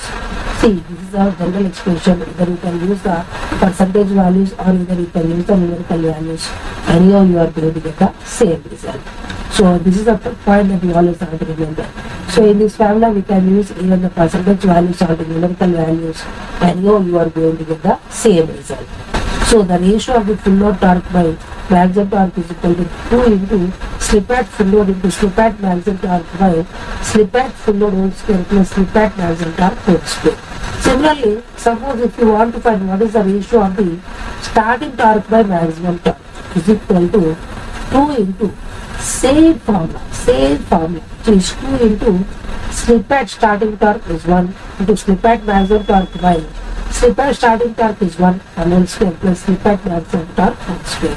Same formula, the above formula just to apply same thing, but the only thing difference is slip at starting torque is equal to 1. That is the only thing that you always have to remember. Same above general expression, but the only thing is here slip at starting torque is nothing but it is a 1, the remaining everything is same. So therefore torque at full load by torque at maximum torque. See, torque at full load by torque at maximum torque is equal to torque. See, I can say the ratio of the torque at full load by maximum torque is equal to 2 into slip at full load into slip at maximum torque by slip at full load whole square plus slip at maximum torque whole square. Similarly, slip at starting torque by torque at starting by torque at maximum is equal to, we can say ratio of the starting torque by maximum torque is equal to 2 into slip at starting torque into slip at maximum torque by slip at starting torque whole square plus slip at maximum torque whole square. But the slip at starting torque is equal to 1. So only thing by this you are going to get. So you are going to get this expression. So now power stages in induction motors that we are going to study in a very detailed manner. What are the power stages which are present in the induction motors? That things now we are going to study in a very detailed manner. Suppose this is called as a power P1. See, this is called as the power P1, which is basically we can say it is input power to the stator. In the stator there will be some core loss and also the copper losses, or you can say some core loss and also the some core loss and also some loss are going to be present in the stator. The remaining power you are going to get is called as an air gap power. So we will see, which is very much useful. So P1 is called as the stator input power or electrical input power. So P1 is called as the stator input power or electrical input power. So basically we are going to give some input to stator. So that is called as the stator input power or electrical input power. So basically to stator we are going to give certain input, that is basically in terms of electrical power. So P1 is called as the stator input power or electrical input power. Now In the stator, there will be some losses. So PCS means you can say copper loss in stator, and PIS means iron loss in stator or core loss in stator. So basically in the stator there will be certain copper loss and also be certain iron loss. So PCS means the copper loss in the stator and also the PIS means iron loss in stator, or we can simply call it as the core loss in stator. So in the stator there will be two losses which are called as the copper losses and also the iron losses or core losses. So PCS means copper loss in the stator and PIS means iron loss in stator or the core loss in stator. So if you do subtraction of P1 minus these losses, the remaining power we are going to get P2. So P2 is called as the output of stator. So P2 is called as the output of stator. So P2 is called as the output of stator, or we can also call it as the input to the rotor. So P2 is also called as the output of stator or input to the rotor or air gap power. So these are the three different names for this P2. So P2 is called as the output of the stator or input to the rotor or air gap power. So P2 is called as the output of stator or input to the rotor or air gap power. Again, there will be certain losses in the rotor. The rotor losses are called as the copper losses. Only copper losses are going to get occur in the rotor. So PCR is called as the rotor copper loss. The rotor copper loss. The expression is 3 into I2 square into R2 because there are 3 phase windings, so therefore 3 into I2 square into R2. So I2 is the phase current, so therefore 3 into I2 square into R2. The remaining power is called as a PM. So PM is called as the developed mechanical power. So PM is called as the developed mechanical power. So this is the developed mechanical power. But from there will be certain losses which is called as a PW, means windage and friction losses, or simply we can say mechanical losses. So PW is also called as a windage and friction losses or mechanical losses. The remaining power is called as the output power or the shaft power. So P out is called as a basically output or output to mechanical load or shaft power. So P out is equal to PSH, means P out means output to mechanical load or shaft power. So this is the diagram that you always have to remember in these induction motors. So P1 is called as the stator input power or electrical input power. So in the stator there will be two types of losses. One is copper loss and also the one is called as iron loss or core loss. So PCS means copper loss in stator and PIS means iron loss in stator or the core loss in stator. The remaining power is called as the P2. So P2 is called as the output of stator or input to the rotor or air gap power. So in the rotor there will be copper losses. So PCR means rotor copper loss, which is 3 into I2 square into R2. The remaining power is called as the PM. PM is called as the developed mechanical power. So PM is called as the developed mechanical power. So again there will be certain losses in terms of PW, it is called as the windage and friction losses or mechanical losses. And the remaining power is called as the output power or the shaft power. So P out means output to mechanical load, or you can simply call it as the shaft power. So therefore here we are going to get called as the grass torque. Here we are going to use a torque which is called as a grass torque, and here we are going to use called as a motor torque, and here we are going to use the term which is called as the shaft torque. So these are the points that you always have to remember. Here we are going to use the grass torque, motor torque, and this is the shaft torque. Here we have to use the synchronous speed, here we have to use the rotor speed, and here also we have to use the rotor speed. So these are the points that you always have to remember. Here we are going to use the grass torque, here we are going to use the motor torque, here we are going to use the shaft torque, here we are going to use the synchronous speed, here we are going to use the rotor speed, here we are going to use the rotor speed. So these are the points that you always have to remember. So P1 is called as the stator input power or electrical input power, and PCS is called as the copper loss in stator, and PIS is called as the iron loss in stator or core loss in stator, and P2 is called as the output of stator or input to the rotor or air gap power, and PCR is called as the rotor copper loss, which is 3 into I2 square into R2, and PM is called as the developed mechanical power, and PW is called as the windage and friction loss or mechanical loss. And P out is always equal to PSH, means output to mechanical load or shaft power. So here we are going to use grass torque, here we are going to use motor torque, here we are going to use the shaft torque, here we are going to use synchronous speed, here we are going to use rotor speed, here we are going to use the rotor speed. So PM is called as the developed mechanical power, and P1 is called as the stator input power or electrical input power, and PCS is called as the copper loss in stator, and PIS is called as the iron loss in stator or core loss in stator. So P2 is called as the output of stator. So P2 is called as the output of stator or input to the rotor or air gap power, and PCR is called as the rotor copper loss, which is 3 into IT square into R2, and PW is called as the windage and friction loss, or simply we can call it as a mechanical loss, and Pout is called as the output to mechanical load or shaft power, and PS it is called as the shaft torque, and TM is called as the developed mechanical torque, and we can say developed mechanical torque. So TSH means shaft torque, and TM is called as the developed mechanical torque, and TG is called as the gross torque. So these are the points that you always have to remember. TSH means shaft torque, TM is called as the developed mechanical torque, and TG is called as the gross torque. So I2 is called as the rotor current per phase, and R2 is called as the rotor resistance per phase.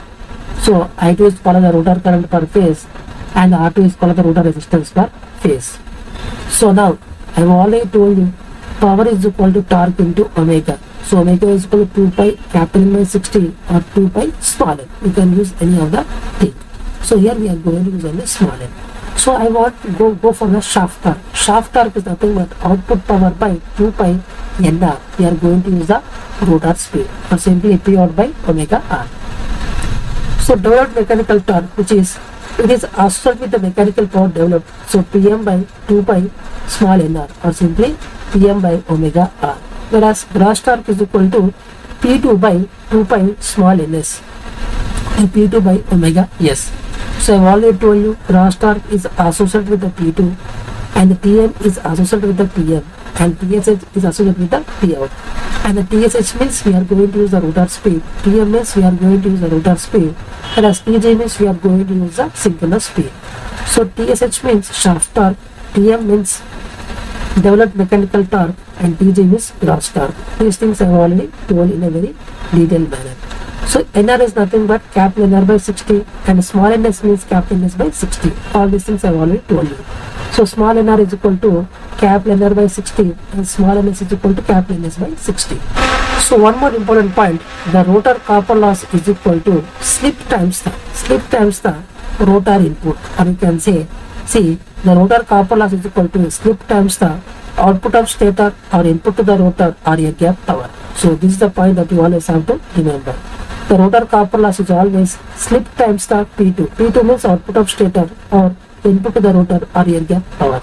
Then what is the mechanical power developed, which is P2 minus PCR. So if you substitute PCR, so P2 minus PCR is nothing but just take P2 common, we are going to get 1 minus S into P2. So therefore the mechanical power developed is equal to P2 minus PCR, but we know PCR, substitute here, and if you take P2 common, we are going to get 1 minus S into P2.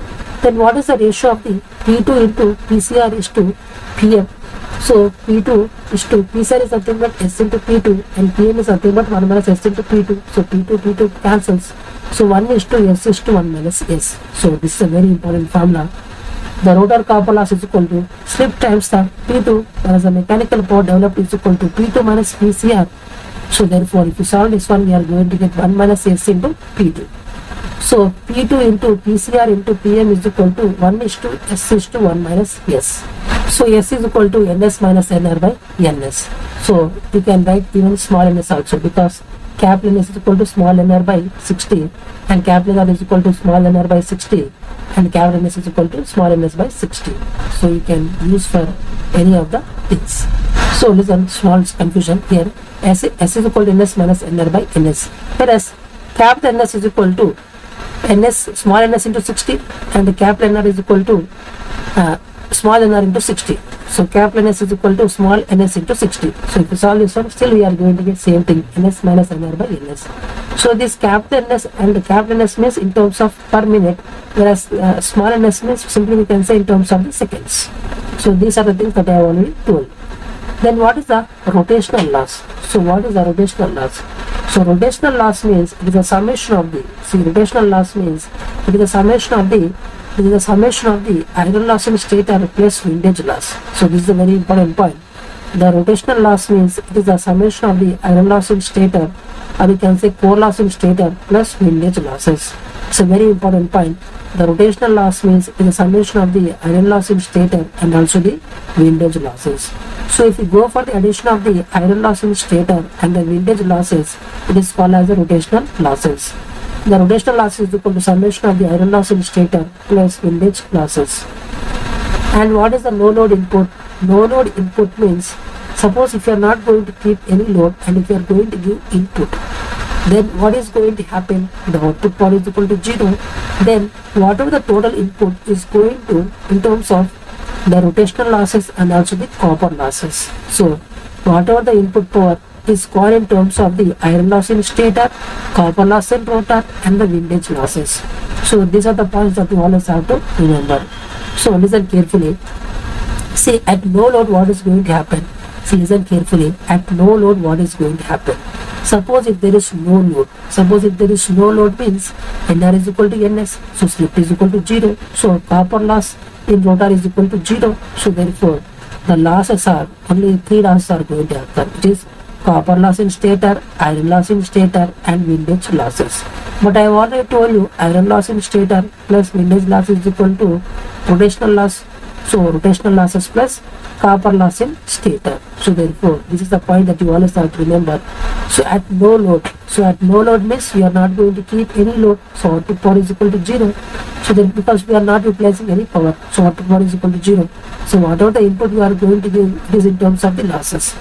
They are basically iron loss in stator, copper loss in stator and the copper loss in rotor and the windage loss. But copper loss in rotor is equal to slip times the P2, but S is equal to 0 because at no load S is equal to 0 because NS is equal to NR. So therefore the copper loss in rotor is equal to 0. So there are only 3 losses: copper loss in stator, iron loss in stator and the windage loss. But I have already told you iron loss in stator plus windage loss is equal to rotational loss. So therefore the rotational losses plus copper loss in stator. So these are the points that you have to remember. So it is equal to, we are going to get copper loss in stator plus iron loss in stator plus windage losses. But iron loss in stator plus windage losses is equal to rotational losses. So therefore we are going to get finally the rotational losses plus copper loss in stator. So this is called as the no load input. And the efficiency is equal to output power by input power. So output power by input power is called as efficiency.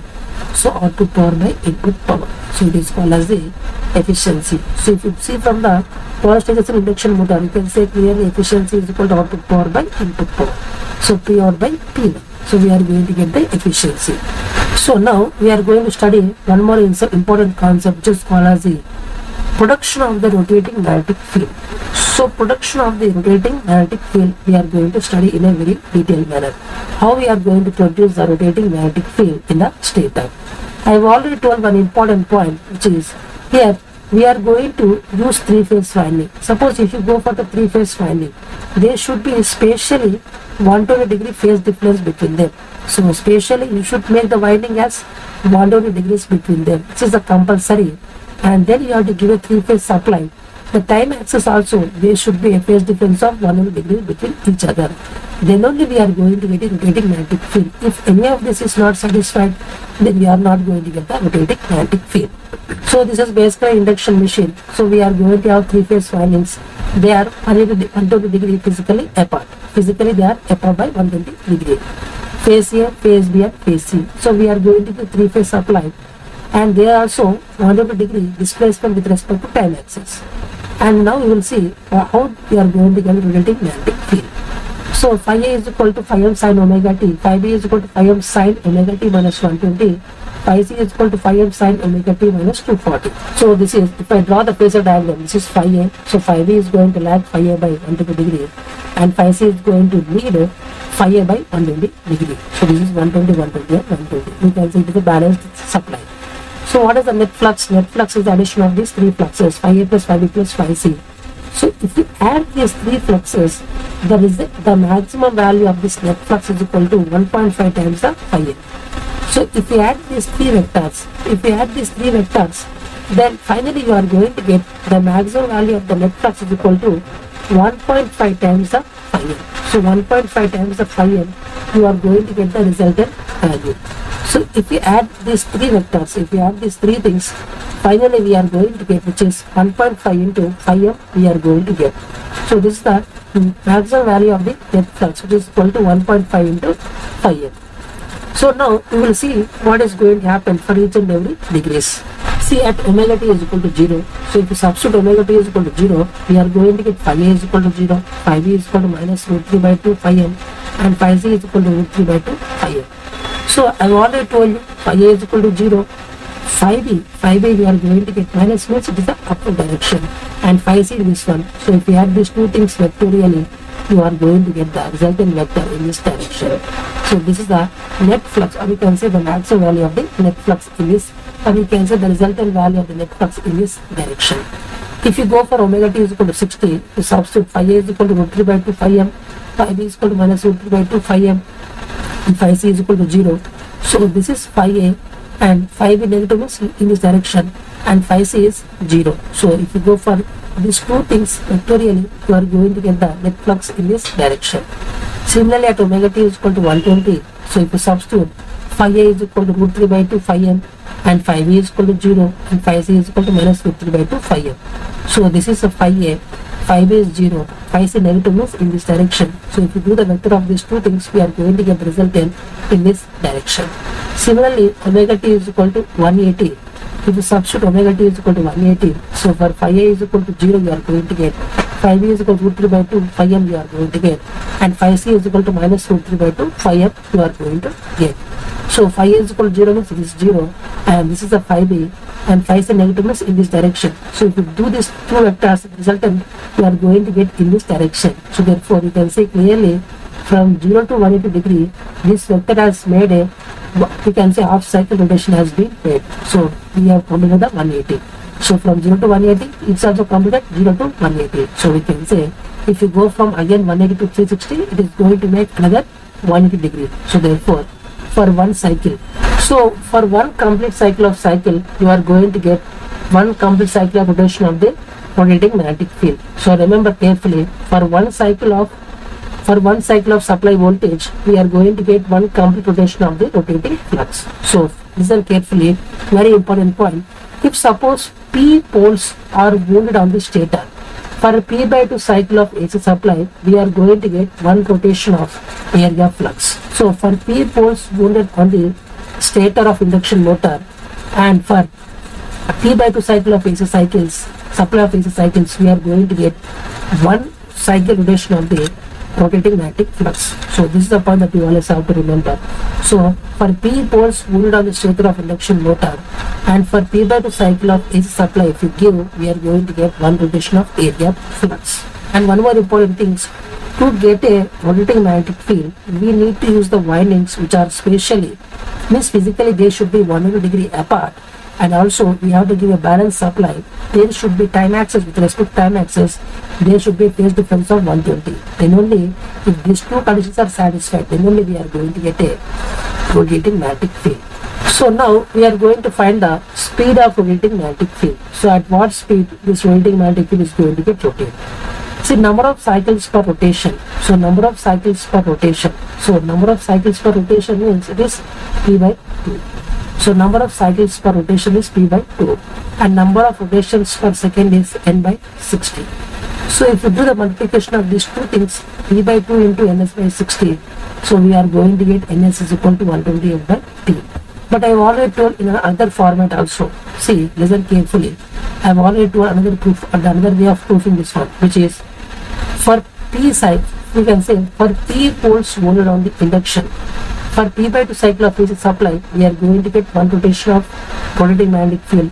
So for one revolution, we need P by 2 cycles, means P by 2 into capital T, or simply we can say P by 2F. So for P by 2F seconds, we are going to get one revolution. For 60 seconds, how many revolutions? Which is Ns. So do the cross multiplication, we are going to get 120 F by T. So this is the speed at which we are going to get the rotating magnetic field. So we can say number of cycles per rotation is P by 2, and number of rotations per second is N by 60. So if we do the multiplication, we are going to get, which is equal to, F is equal to Means we can say number of cycles per second we are going to get, which is called as the frequency, is equal to P by 2 into ns by 60. We are going to get ns is equal to 120 f by p. So this is basically ns by 60. So therefore ns is equal to 120 f by p. So this is the speed at which the magnetic flux is going to rotate. It is in terms of rpm, revolutions per minute. So if is called as supply frequency in terms of hertz, ns is called as the speed of the rotating magnetic field in terms of rpm, and p is called as the number of poles which are moved on the stator. It is always an even number. So therefore ns is equal to 120 f by p, but if is called as the supply frequency in terms of hertz, ns is called as the speed of the rotating magnetic field in terms of revolutions per minute, and p is called as the number of poles which are moved on the stator. It is always an even number. So ns is equal to 120 f by p. So therefore f is called as the supply frequency in terms of hertz, and ns is called as the speed of rotating magnetic field in terms of rpm, and p is called as the number of poles which are moved on stator. It is always an even number. So now we are going to discuss another new concept, which is called as the slots in induction machine. So basically, whatever the slots are basically means we are going to keep in the state of the induction machine. So it is of three types, which is called as the open type slot, closed type slot, and the semi-open type. So now we'll discuss each and everything regarding these slots. Open type slot, magnetizing current is very huge because it is an open type. So we need huge amount of magnetizing current to produce the flux. Power factor is very low because the resistance is very high. If the resistance is very high, the power factor will always be very low. And the more air gap is going to present between the stator and the rotor. So we can say more air gap is also present. And we can also say less leakage, so less leakage reactance. So less leakage, so less leakage reactance is going to happen. So the leakage, we can say there is a less leakage of reactance. So we can say less leakage flux. So therefore less leakage reactance is also going to get happen. So it has more power factor with respect to less leakage reactance. So it has more power factor with respect to less leakage reactance. As the leakage reactance is very less, so we can say more power factor with respect to less leakage reactance. So listen, in the open type slide, the magnetizing current is very huge because the resistance is very high. So we can say the magnetizing current is very huge to produce the flux. And the power factor is also very low, and the more air gap is going to present between the stator and the rotor, and the less leakage, so less leakage reactance. The leakage flux is very less, so we can say the leakage reactance is also very less, and it has more power factor with respect to less leakage reactance. If the less leakage reactance because of less flux leakage, so we can say more power factor with respect to less leakage reactance. So now we go for the closed type slot. Closed type slot means we are going to get a magnetizing current is very less. The magnetizing current is very less in this case. So therefore to get a flux in the core. And the power factor is very more because the resistance is very less. So power factor is always very more. And there is a less air gap. There is a less air gap between the stator and the rotor. And the more leakage, so more leakage reactance. There is a more leakage of flux, so we can say more leakage reactance. And the less power factor with respect to more leakage reactance. So less power factor with respect to more leakage reactance. Whereas the semi-open type, the magnetizing current is very moderate, and the power factor is also moderate, and the moderate air gap is present between the stator and the rotor, and the moderate leakage flux, so moderate leakage reactance, and the moderate power factor with respect to moderate reactance. So these are the three different types of slots which are going to present in the stator of an induction machine. The first one is the open type slot, second one is the closed type slot, and the third one is the semi-open type. So for this one, we are going to get magnetizing current is very huge to get a constant flux, whereas the magnetizing current is very less to get a constant flux. Here we need a magnetizing current of moderate nature, and here the power factor is very low. The power factor is very low. Here power factor is more. Here power factor is moderate. Here more air gap between the stator and the rotor, but here less air gap between the stator and the rotor. Here we are going to get a moderate air gap. Whereas here less leakage flux, so less leakage reactance. More leakage, so more leakage flux, so more leakage reactance. And the moderate leakage flux, so moderate leakage reactance. And the more power factor with respect to less leakage reactance, and less power factor with respect to more leakage reactance, and the moderate power factor with respect to moderate power factor with respect to moderate reactance. So these are the important points that you always have to remember. So slots in induction machine are of three types. One is called as the open type slot, closed type slot, and the semi-open type. So for the first case, magnetizing current is very huge to get a constant flux because it is the open type. Here magnetizing current is very less to get a constant flux. Here magnetizing current is moderate. Here the power factor is very low, power factor is very high, and the power factor is moderate. More air gap between the stator and the rotor, less air gap between the stator and rotor, moderate air gap between the stator and rotor. Less leakage flux, so less leakage reactance. More leakage flux, so more leakage reactance. Moderate leakage flux, so moderate leakage reactance. And the more power factor with respect to less leakage reactance, less power factor with respect to more leakage reactance, and the moderate power factor with respect to moderate reactance. So now we will understand one important concept through an example. So let me design through one beautiful example. You will understand each and everything in detail. Suppose let me assume the number of slots is equal to 12 on the stator. Let me assume there are 12 slots on the stator. And the pole pitch is nothing but, I have already told pole pitch are nothing but number of slots per pole. Let me assume I want to make 2 poles on the stator. Let me assume that I want to make 2 poles on the stator. So therefore, pole pitch is the ratio of the number of slots per pole. Or we can say the number of slots which are allocated to each and every pole is called as a pole pitch, which is total number of slots on stator by total number of poles on stator. So the number of slots are 12 and the number of poles which I want to induce on the stator is 2. So 12 by 2 is nothing but 6. And what is the alpha? Alpha is called as the, we can say simply that alpha is called as the, it's the mechanical angle between any two slots. Or we can say the mechanical angle between any two slots is called as the, the mechanical angle between any two slots is called as the slot angle, or we can say simply called as a slot angle, or like that. So slot angle means the angle between any two slots. So it is equal to 180 degree by slots per pole. So 180 degree by slots per pole is nothing but 6. So slots per pole. Slots per pole is nothing but pole pitch. So 180 by 6 is nothing but 30 degree. Or simply we can write another fashion, which is the total degree is 360 by total number of slots is 12. So 360 by 12 is also equal to 30 degree. So 360 by 12 is also 30. You can go for any of the thing. So therefore slot angle means it is the angle between two adjacent slots. Or simply we can write 360 degree by number of slots on the stator. Or if you want to write another format, which is equal to 180 degree by pole pitch. 180 degree by pole pitch. Pole pitch means number of slots per pole. So 180 degree by pole pitch means number of slots per pole, which is 180 by 6 is nothing but 30 degree.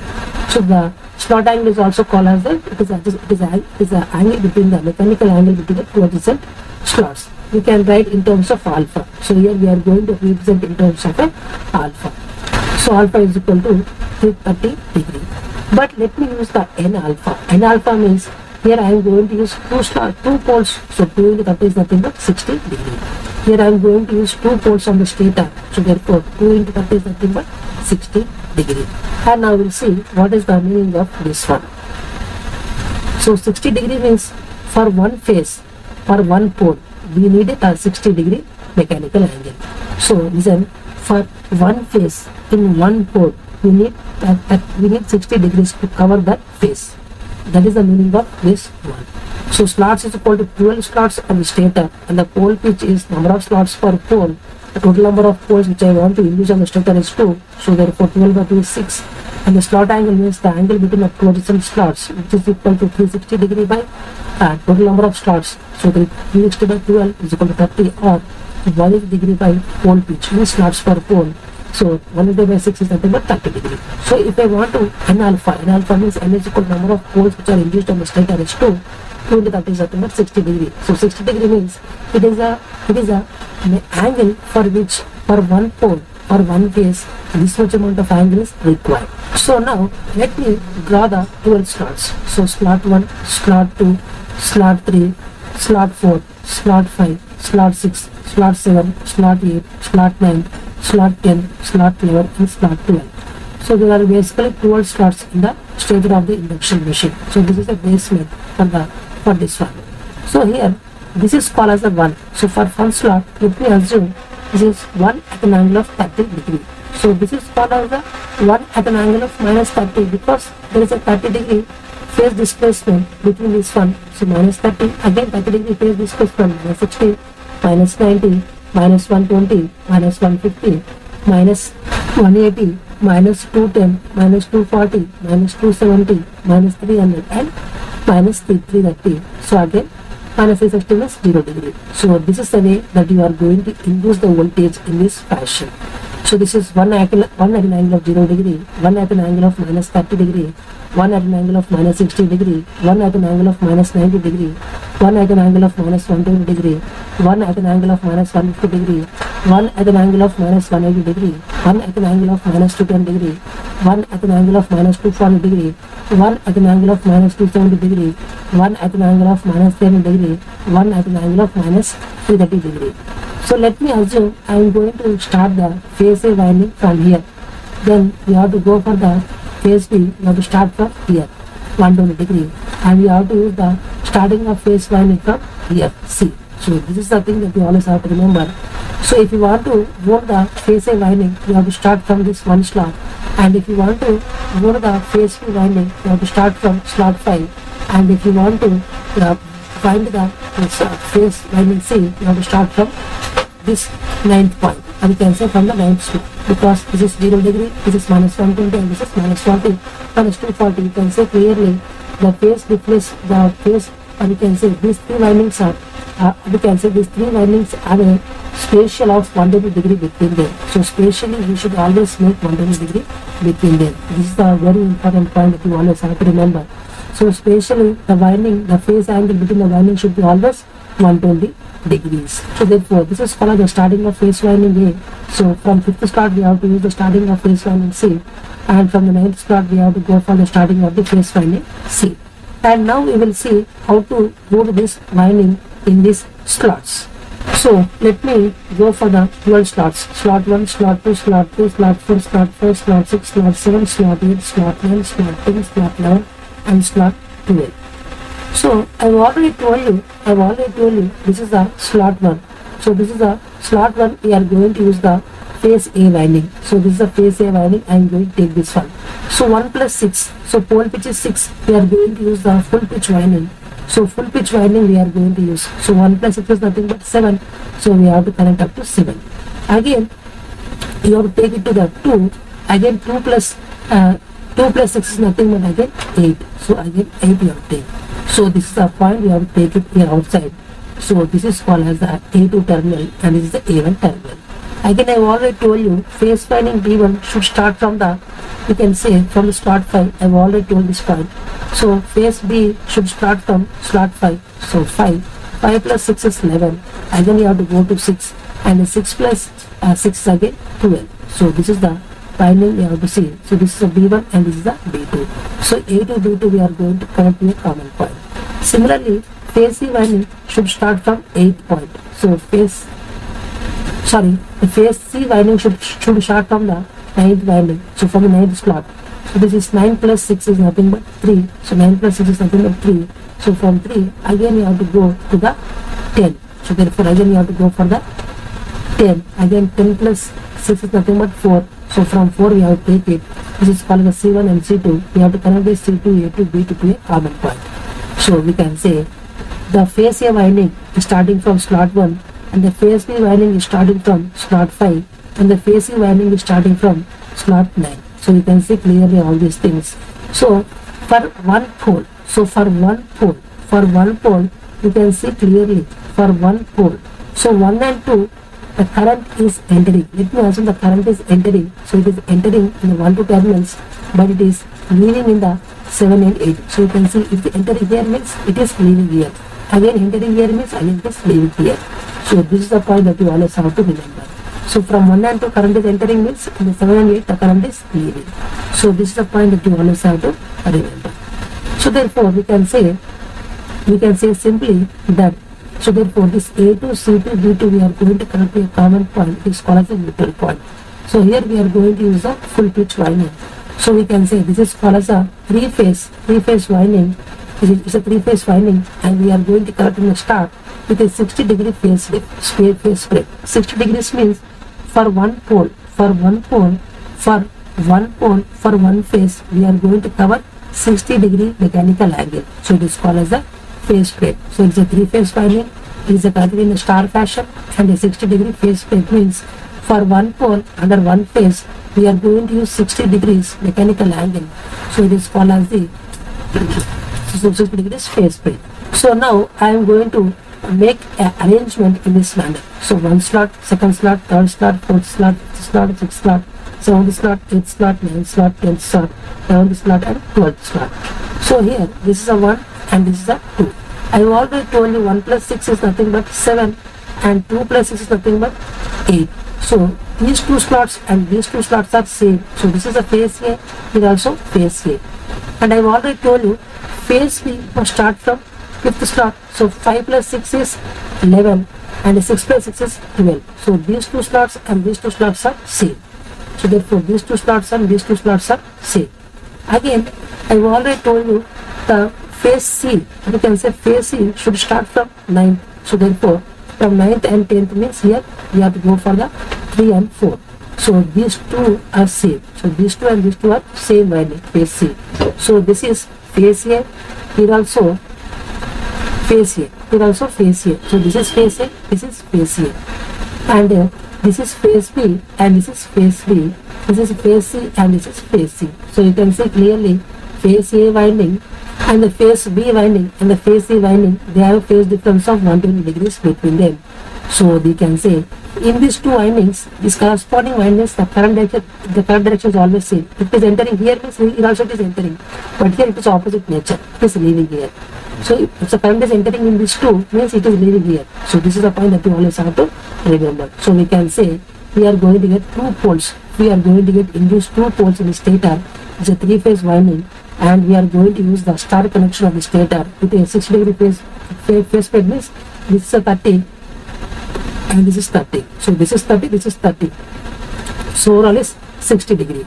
That is the meaning of this concept. So now we are going to understand the slip ring induction motor. So now we are going to understand the slip ring induction motor. So slip ring induction motor, these things we are going to understand in a very clear manner.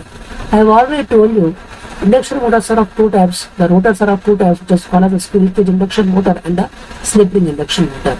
In the squirrel cage induction motor, you cannot increase the resistance of the rotor, whereas in case of the slip ring induction motor, you can increase the resistance of the rotor by adding some external resistance. So here we are going to have slots on the stator and also we are going to have slots on the rotor. So this is a very important point.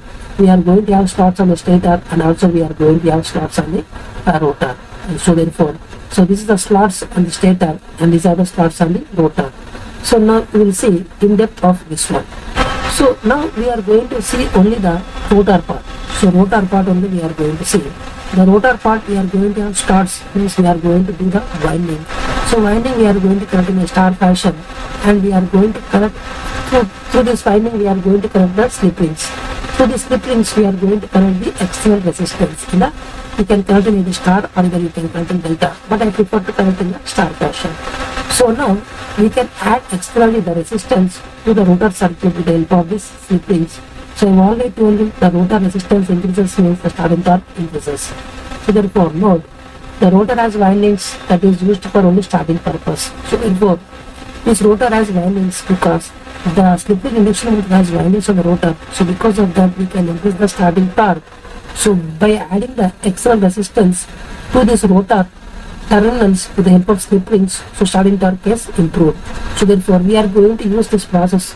We are going to use this process only for starting. After that we are going to remove this one to this resistance with the help of slip rings. So we are going to use this only for the starting purpose, but not at each and every condition.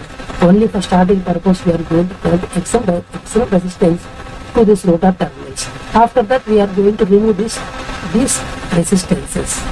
Therefore the rotor during the running condition we are going to remove this one and we are going to connect, we are going to short circuit all these slip rings with the help of a metal contact.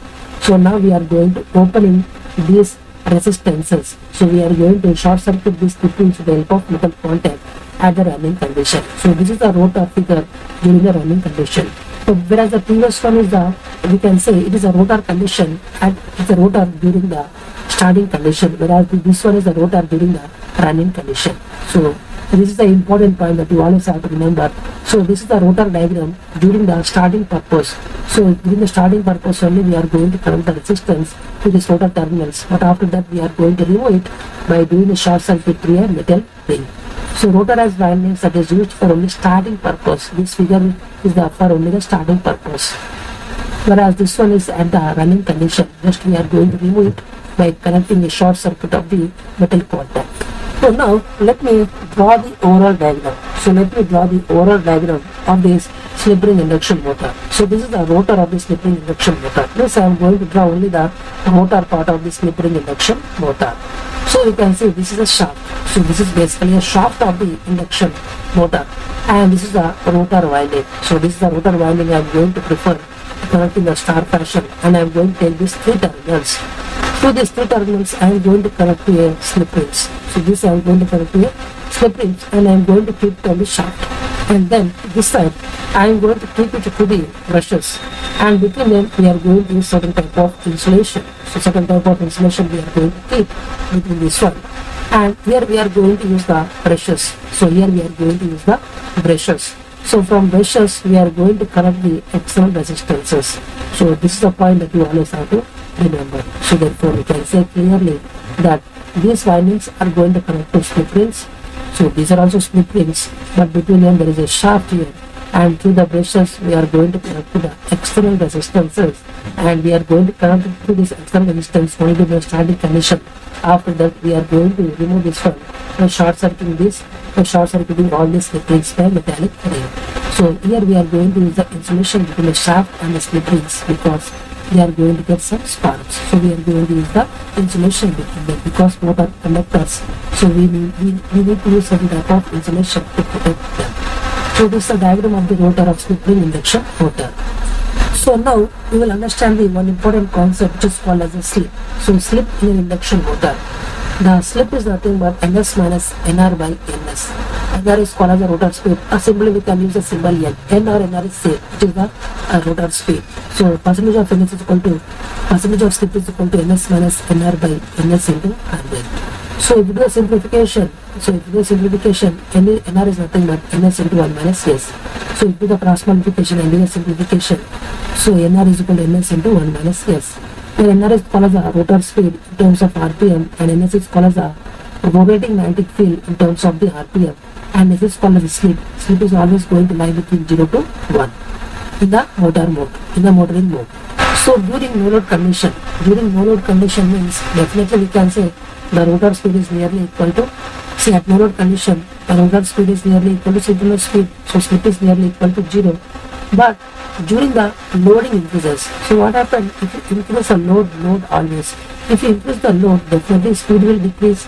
If the speed decreases means the rotor speed decreases means the slip will increase. So therefore under full load condition the slip is nearly equal to 0.1. So we can say the slip at full load condition is nearly equal to 0.1. So this is the point that you always have to remember. Under full load condition we can say a slip is nearly equal to 0.1. It is nearly equal to 0.1 at the full load slip. Means we can say simply nr is very near to ns. So therefore the difference is very less. So we can say the slip at full load is nearly equal to 0.1. At standstill or blocked or the starting condition, so see at standstill condition means just the starting, or we can say blocked means we have stopped the motion of the rotor, or we can say starting means it is the initial condition. So during the standstill condition or the blocked condition or the starting condition, the rotor speed is 0. So whenever the rotor speed is 0, the slip is equal to 1. So at the standstill condition means it is a stationary, it is not rotating, or whether blocked means by using some external force you are blocked that rotor, so therefore it is not moving. So rotor speed is equal to 0. Or starting, just now we are going to start it from initial condition. So nr is equal to 0. So therefore at these three conditions simply we can say the rotor speed is 0. So therefore the slip is equal to 1. So operation range for safely. So if you want to operate the induction motor safely, what is the slip range? The slip range should be 0 to 0.5. So 0 means we can say NR is equal to NS. So 0.1 is called as a full load. So if you operate the slip between the full load and the zero slip, or you can say full load slip and the zero slip, we can say that, or you can say it is called as a no load slip and the full load slip. If you operate the slip in between the no load slip and the full load slip, definitely it is called as a very safe range of operation, or you can say whenever you operate the slip range between the no load slip and the full load slip, then definitely we can say that the operation range is for very safely purpose.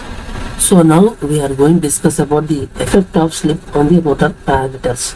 So what is the effect of slip on the rotor parameters? All these things now we are going to study. Slip is going to occur only at the running condition. So at the running condition, what are the effects on the rotor parameters that we are going to study? So this is called as the stator and this is the rotor. Always we try to make the stator in a star connection. So we try to connect the stator in a star connection. So this is the stator which we prefer to connect in a star connection. So this is the stator resistance and stator reactance per phase. So this is the current I1 and this is the three-phase supply. So because of this, because whenever we are going to connect the three-phase winding with a spatial of 120 degrees, and also if we give a balanced supply of with respect to time axis, if they are displaced by 120, if these two conditions are satisfied, then we are going to get a rotating magnetic field in that space. Now this magnetic field is going to interact with the rotor. So therefore EMF is going to get induced and also current is also going to get induced in the rotor. So here let me assume that I am going to use here the rotor resistance is R2 and the rotor reactance is X2 per phase. And let me assume it is a squirrel cage induction motor. So squirrel cage induction motor, then we are going to have a short circuit across these terminals. So this is the current I2. So now we will discuss something more about this one. So what is the effect on frequency? So frequency is equal to P into Ns by 120. So therefore Ns minus 0 in the rotor at standstill. So if the rotor is at standstill, then we have to use minus 0 here. So if the rotor is at standstill, but if the rotor is running at some speed n or n, then we have to use here Ns minus n. So therefore Ns minus 0, we have to use 0 whenever the rotor is at the standstill condition. But whenever the rotor is running at some speed nr or n, then definitely we have to use Ns minus nr. So therefore this is the new frequency f dash. So if you solve these two things, definitely we are going to get f dash is equal to s into f. So this is called as the rotor frequency. So rotor frequency is equal to s into f. Slip times the supply frequency, because f is equal to P into Ns by 120, whereas f dash is equal to P into Ns minus Nr by 120. So if you solve these two things, we are going to get f dash is equal to s into f. So f dash is called as the rotor frequency and this is the slip and f is the supply frequency. So now we will discuss on the induced voltage. So what is the effect of slip on the induced voltage? So E2 is directly proportional to Ns minus 0 inside the rotor at standstill. So therefore, this is the EMF induced in the rotor whenever the rotor is at the standstill. But it is E2 dash is directly proportional to Ns minus Nr inside the rotor whenever the rotor is running at Nr. So this is the EMF induced in the rotor whenever the rotor is at running condition at a speed of Nr.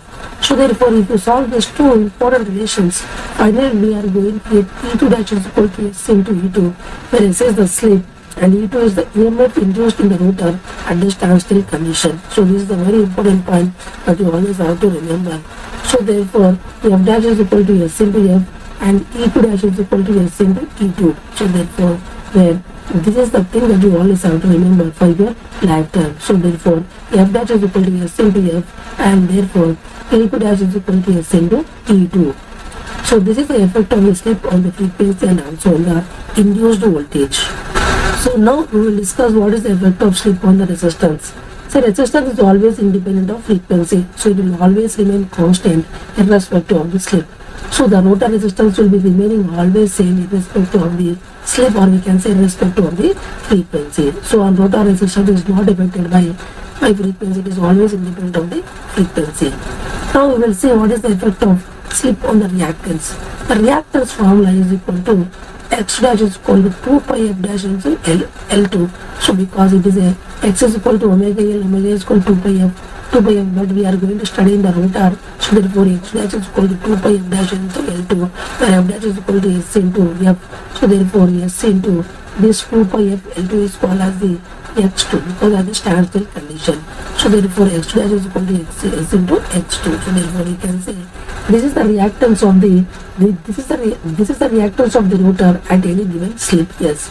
So x2 dash is equal to s into x2. So finally I can say that with the help of slip the rotor parameters are affected as f dash is equal to s into f, E2 dash is equal to s into E2, and R2 is remains same, whereas x2 dash is equal to x into x2. So x2 dash is equal to s into x2. So these are the effects of the slip on the rotor parameters.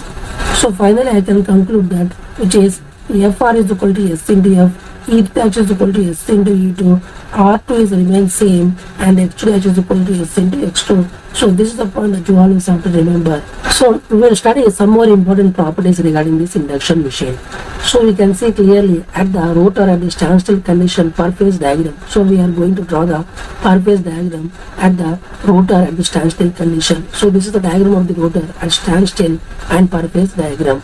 So we can see clearly at the standstill condition S is equal to 1 because NR is equal to 0. So here we are going to get E2, R2 and X2. So this is the current I2. So therefore you can say clearly this is the E2, this is the R2 and this is the H2 and this is the current I2. So E2 is the EMF induced in the rotor at standstill condition, I2 is the current which is induced in the rotor at the standstill condition, R2 is the resistance of the rotor, X2 is the reactance of the rotor at the standstill condition. So this is the diagram of the rotor, per phase diagram of the rotor at standstill condition. Suppose what happens if the rotor is running. So if the rotor is running, then what is the per phase diagram of the rotor? So whenever the rotor is running, the per phase diagram of the rotor is in this format. Here E2 is changed to S into E2, R2 remains same as the previous one, and X2 is changed to S into the X2. So this is the thing that you always have to remember. So E2 is changed to E2 into SC2, and R2 is remains as the same, and X2 is changed to S into X2. See, as the reactances are changed and the supply voltage is same, is also different, so definitely current is also going to get changed. So as the supply voltage is changed, as the reactance is changed, then definitely current is also going to get changed. So therefore E2 dash is equal to S into E2, R2, X2 dash is equal to S into X2, and this is the A2 dash. So this is the rotor per phase diagram at the running condition. I2 is called the rotor current at the standstill condition, and I2 dash is the rotor current at running condition. So this is the point that you always have to remember. I2 is the rotor current at standstill, whereas I2 dash is the rotor current at the running condition. So now we will analyze some more important things. So let me say here, this is at the standstill condition and this is at the running condition. So at the standstill condition, I want to know what is the power factor of the rotor. The base is R2, the height is X2. So therefore you can see clearly this is the power factor angle of the rotor. But at running condition, R2 is remains same as the previous one, but X2 is changed. See, S is always less than 1. So S into X2 is always lesser than the X2. So this we can say this opposite width, this width is going to get decreased. So whenever this width is decreased, this angle is also going to get decreased. So whenever the angle decreases, cos of phi will increase. So therefore we can say, during running the power factor is going to get increased because the power factor angle decreases.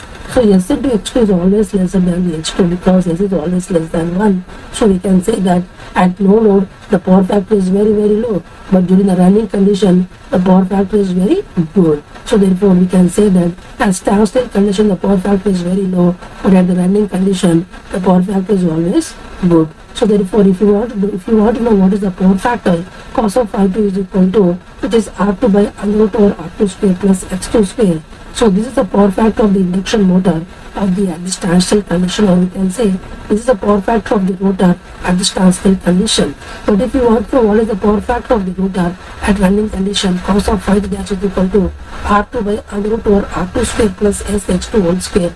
So therefore we can say this is the at the running condition. So we can say clearly the power factor at running condition is very good when compared to power factor of the rotor at no load condition. So cos of phi dash is always greater than the cos of phi 2. So we can say as rotor rotates, there is a big improvement in the rotor power factor. So whenever the rotor tries to run, so we can say there is a big improvement in the rotor power factor. So always whenever the rotor is running, the rotor has a very good power factor improvement. So as rotor rotates, there is an improvement in the rotor power factor.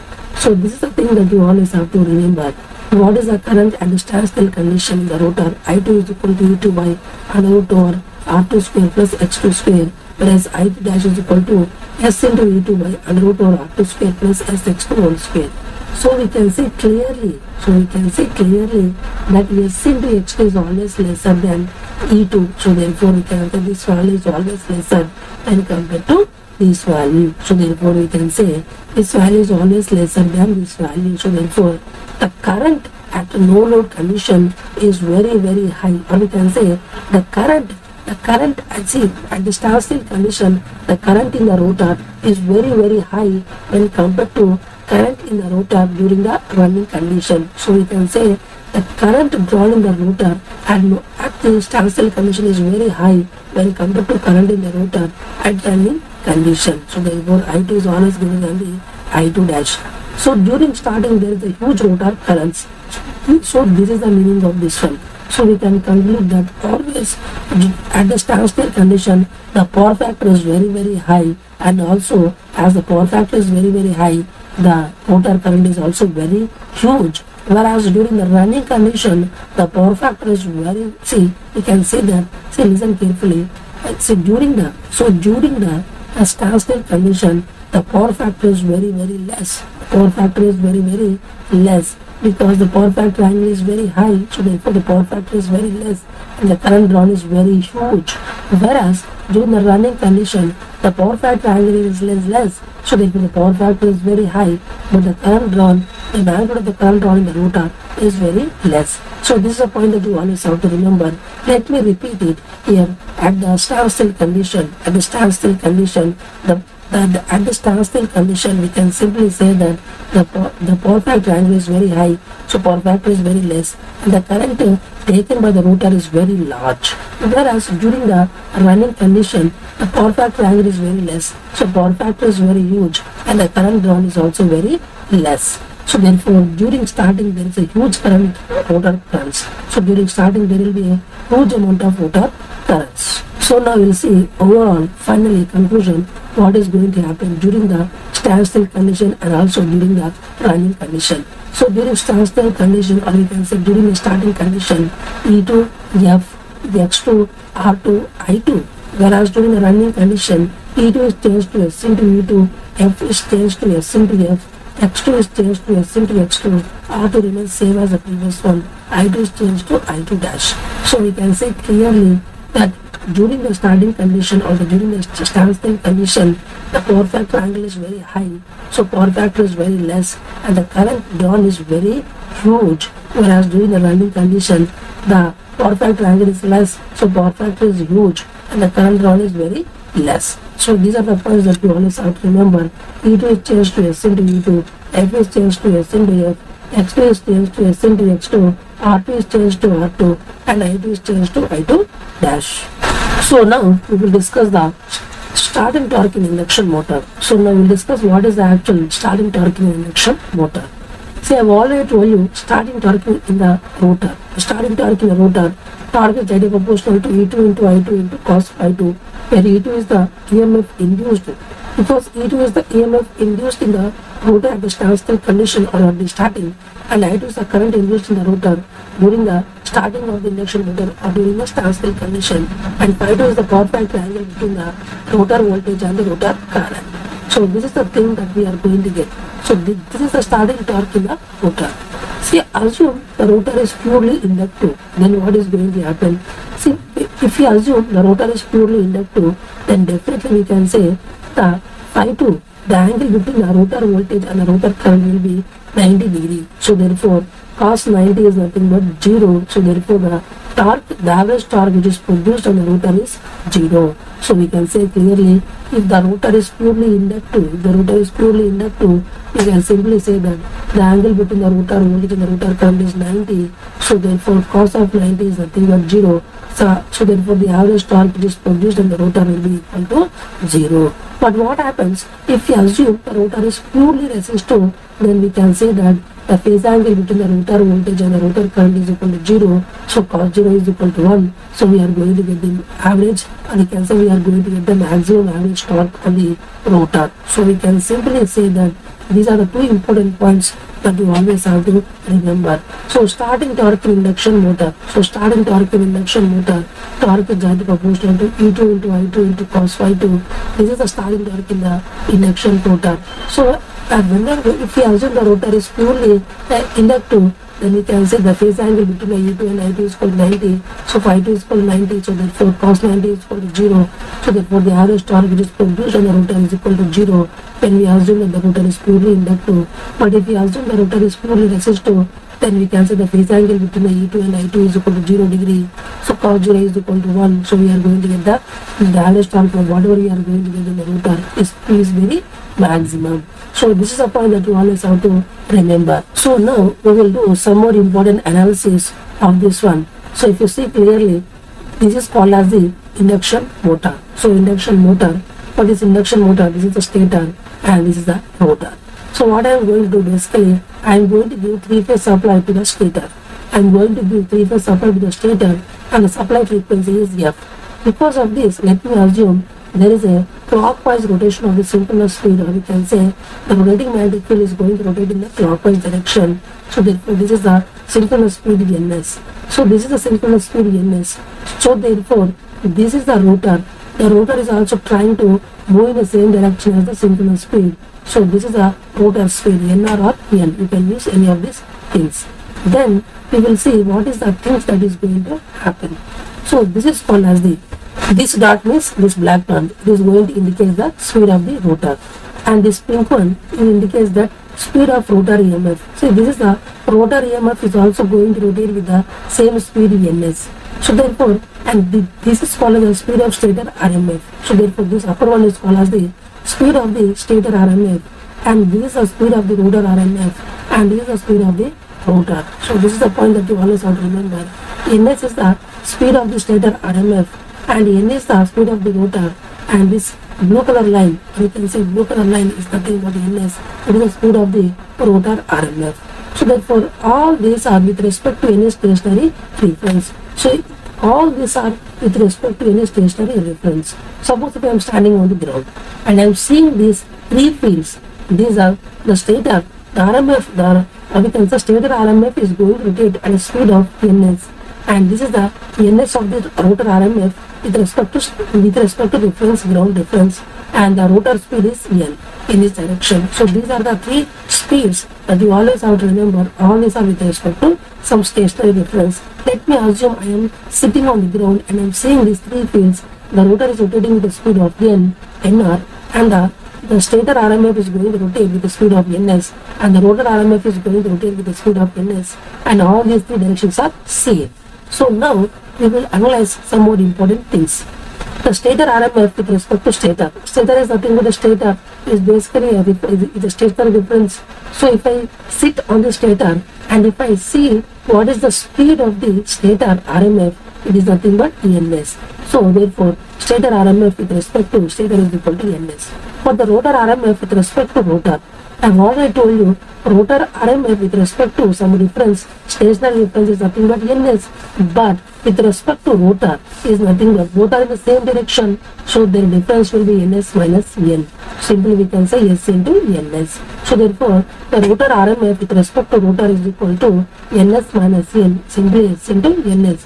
Whereas the rotor RMF with respect to stator is a stationary reference, then its speed is nothing but ns. Then it is ns. So stator RMF with respect to rotor RMF. So stator RMF and the rotor RMF are going to rotate with the same speed with respect to any stationary reference. But with respect to both, their speed is nothing but 0. So their phase difference, you can say the speed difference is equal to 0. Similarly, rotor RMF with respect to stator RMF is again 0 because both are rotating at the same speed in the same direction. Then stator RMF with respect to rotor. If you want to find what is the stator RMF with respect to rotor, then I will sit on the rotor and I will see the speed of the stator is nothing but ns minus n because they are in the same direction. So ns minus nr is equal to s into ns. So we can say simply that the stator RMF is rotating with the speed of ns with respect to any stationary reference, and the speed of the rotor is nr with respect to any stationary reference. And ns is also, this blue color ns is nothing but it is a rotor RMF. It is also rotating in the same direction as the rotor of the stator RMF with respect to any reference. Then stator RMF with respect to stator is equal to ns, and the rotor RMF with respect to rotor is equal to ns minus nr is nothing but s into ns, and the rotor RMF with respect to stator is again ns, and the stator RMF with respect to rotor RMF is equal to 0, or rotor RMF with respect to stator RMF is equal to 0, and the stator RMF with respect to rotor is equal to ns minus nr is equal to s into ns. So these are the reference things that you always have to understand. So if you know these three things, these upper three things, then you can easily go for any of these things. So now we will study about some more important analysis of the induction machine. Let me assume phi is equal to phi m into sine omega t. So this is the flux in the induction machine. Phi is equal to phi m into sine omega t. Then what is EMF induced, which is equal to minus n into d phi by dt. So if you solve this one, we are going to get n into phi m into omega sine of omega t minus 90 degree. So this is the EMF which is going to get induced, n into phi m into omega sine of omega t minus 90 degree. So E is equal to minus n d phi by dt is equal to n into phi m into omega sine of omega t minus 90 degree. So if this is a stator flux, if this is a flux in the induction machine, then this is the EMF which is going to get induced. So phi is equal to phi of sine omega t, E is equal to minus n d phi by dt is equal to n phi of omega sine of omega t minus 90 degree. Then phi is equal to stator flux which is rotating. So phi is called as a stator flux which is rotating in nature, and E is the rotor induced voltage. So this much is the amount of EMF which is induced in the rotor, and phi is the stator flux which is rotating in the air gap. So whereas phi 2 is called as the rotor flux and delta is called as the load angle.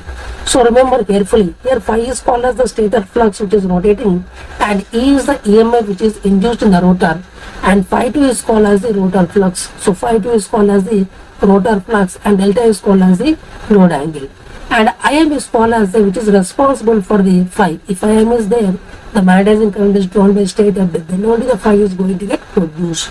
So we can say phi is called as the stator flux which is rotating in nature, whereas Im is responsible for the production of the stator flux, where E is the EMF which is the EMF which is induced in the rotor, or we can say rotor induced voltage, and phi 2 is the rotor flux and delta is called as the load angle. So now we will do some important analysis. When rotor is purely inductive, so what happens when the rotor is purely inductive? So I have already told you, if this is the stator flux, then E2 is going to lag the supply, we can say stator flux by 90 degree. This we can see clearly from the expression, because phi is equal to phi m sine omega t, and E is equal to n phi m into omega sine of omega t minus 90. So EMF induced in the rotor is going to lag the stator flux by 90 degree, and we are going to say that the rotor is purely inductive. So rotor is purely inductive means I2 is going to lag the E2 by 90 degree. So I2 is lagging the E2 by 90 degree. So now I2 is responsible for the production of the rotor flux. So this is phi 2. So phi 2 is called as the rotor flux which is produced by the rotor current.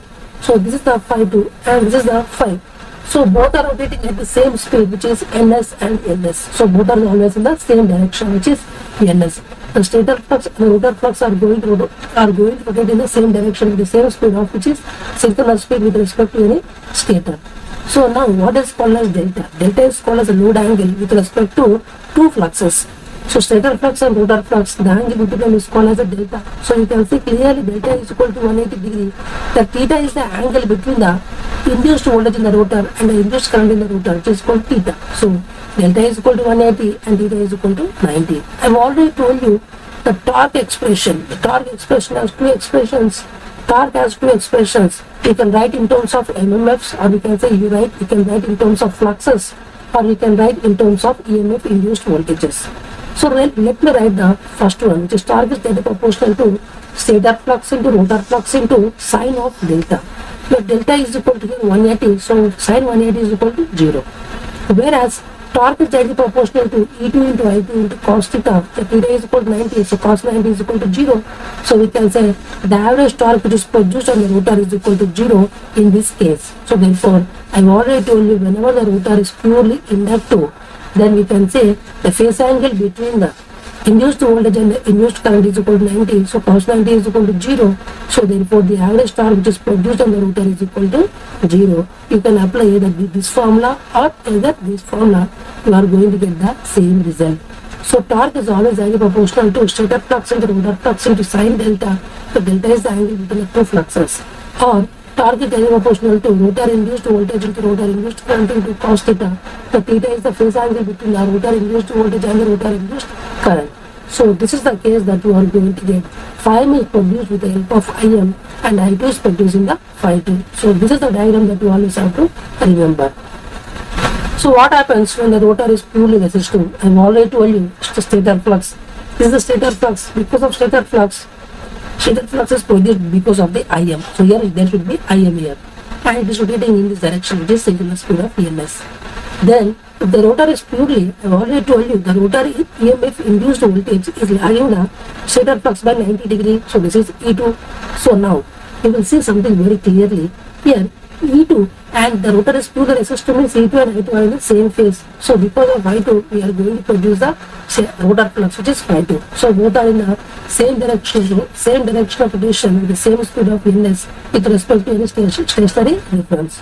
Then we can see the phase angle between the two fluxes, stator flux and rotor flux, is called as the load angle delta, which is equal to 90 degree, whereas the theta is called as the phase angle between the EMF induced voltage and the EMF induced current.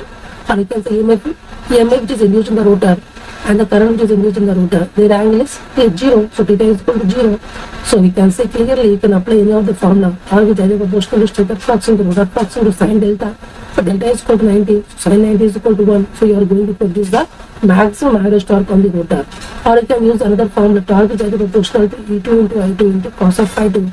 If phi 2 is equal to 0 or theta is equal to 0, can use phi 2 or cos theta. So cos theta is nothing but theta is equal to 0, so cos 0 is equal to 1. You are going to get the maximum torque. So therefore, whenever the rotor is purely resistive, you are going to get the maximum average torque which is produced on the rotor. So these are the two important formulas that you always have to remember. Torque is directly proportional to stator flux into rotor flux into sine of delta, where delta is the phase angle between the two fluxes. Whereas torque is directly proportional to EMF which is induced in the rotor into current which is induced in the rotor into cos of phi 2 or theta, which is the theta is the phase angle between the EMF induced in the rotor and the current EMF induced in the rotor. But now we will see what is actually happens in the real world.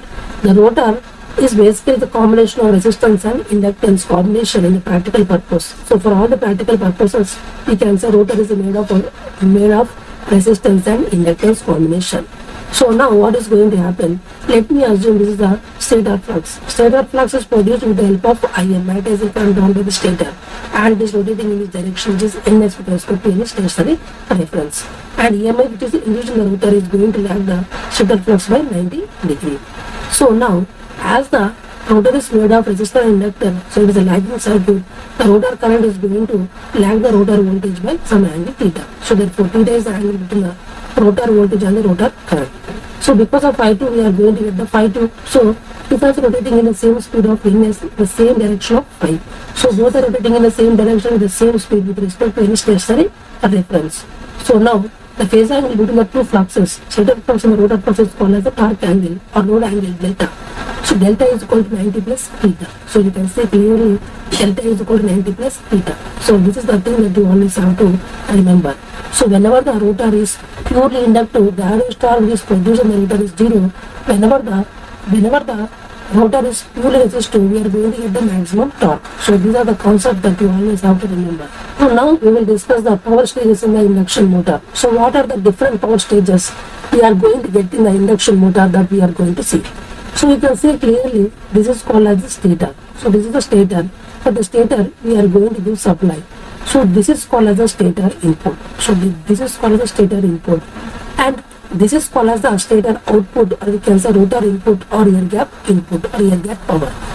Then this, because of the supply, the rotor, we can say the stator, the field is going to rotate with the speed which is called as the synchronous speed. And there is a rotor here. So rotor, definitely in the stator there will be certain losses, stator losses. It is a combination of stator copper loss and stator iron loss. Whereas in the rotor, there will be some rotor losses. So there will be some rotor losses, and again we are going to get the rotor output, and then we are going to get the shaft torque. Here there will be some mechanical losses, and finally we are going to get the, we can say, shaft output or rotor output. So we can say this is the stator input, the stator losses, and this is the stator output, rotor input or air gap input. Then there will be losses in the rotor losses, and then we are going to get the rotor output. Here there will be some mechanical losses, and then we are going to get the shaft output. So here the stator is going to get at the speed of ns, and the rotor is going to get at the speed of nr or n, and this is the shaft torque. I have already told you here this is a gross torque, here this is the mechanical developed torque, and here it is a shaft torque. So here it is a gross torque, here mechanical torque developed, here we are going to get the shaft torque. All these things I have already told you. But let me discuss in detail. So now we will see what are the losses. The losses which are in the machine of induction motor. So core losses are iron losses, or copper losses are ohmic losses. Then there will be mechanical losses. So these are the losses which are going to be produced in the machine. So core losses are iron losses, or copper losses are mechanical losses. Core losses or iron losses can be obtained in the stator core loss or rotor core loss. See, in the stator we can have the stator core loss, and in the rotor we can get the rotor core loss. See, rotor core loss we are going to neglect. So we are going to neglect the rotor core loss. So we are always going to neglect the rotor core loss. And the copper losses or ohmic losses we are going to produce in the stator and also in the rotor. So stator copper loss and rotor copper loss. And the mechanical, we can have the friction, which is called as the bearings or brushes, and the windage losses. So friction losses are windage losses. It's the combination of friction losses and the windage losses.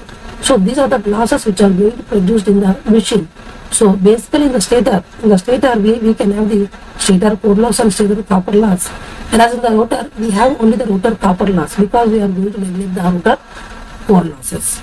In the mechanical losses we have friction losses and also the windage losses. Friction losses between the bearings and also between the brushes. So now with this concept, now we will move forward. So PSH is called as the motor output or shaft output. So PSH is called as the motor output or the shaft output. See, torque developed in rotor is directly proportional to rotor copper losses. See, whatever the torque which is produced in the rotor, whatever the torque which is developed in the rotor is directly proportional to rotor copper loss. So more is the rotor copper loss, more is the torque developed in the rotor. So the torque developed in the rotor is directly proportional to, you can say, rotor copper loss. So more is the rotor copper loss, more is the torque developed in the rotor. Constant losses means, see, core loss is the constant losses, and the mechanical losses. Mechanical losses is also called as the rotational losses. So constant losses means core losses, so core losses and also mechanical losses. So mechanical losses is also called as the rotational losses. So we can say clearly the constant losses are the core losses and also the mechanical losses. Core losses means it is in the stator, and mechanical losses. So with the combination of these two things we can call it as the constant losses. So constant losses means core losses and also the mechanical losses. These both are said to be constant losses. Mechanical losses is also called as the rotational losses. So PSH is called as the motor output or shaft output. The torque developed in the rotor is either proportional to rotor copper losses, and the constant losses is a summation of the core loss and also the mechanical loss or rotational losses. So PSH is called as the motor output or shaft output, and the torque developed in the rotor is highly proportional to rotor copper losses, and the constant losses is a summation of the core losses plus the mechanical losses is also called as the rotational losses. So TG is called as the gross torque, or we can say torque developed in rotor.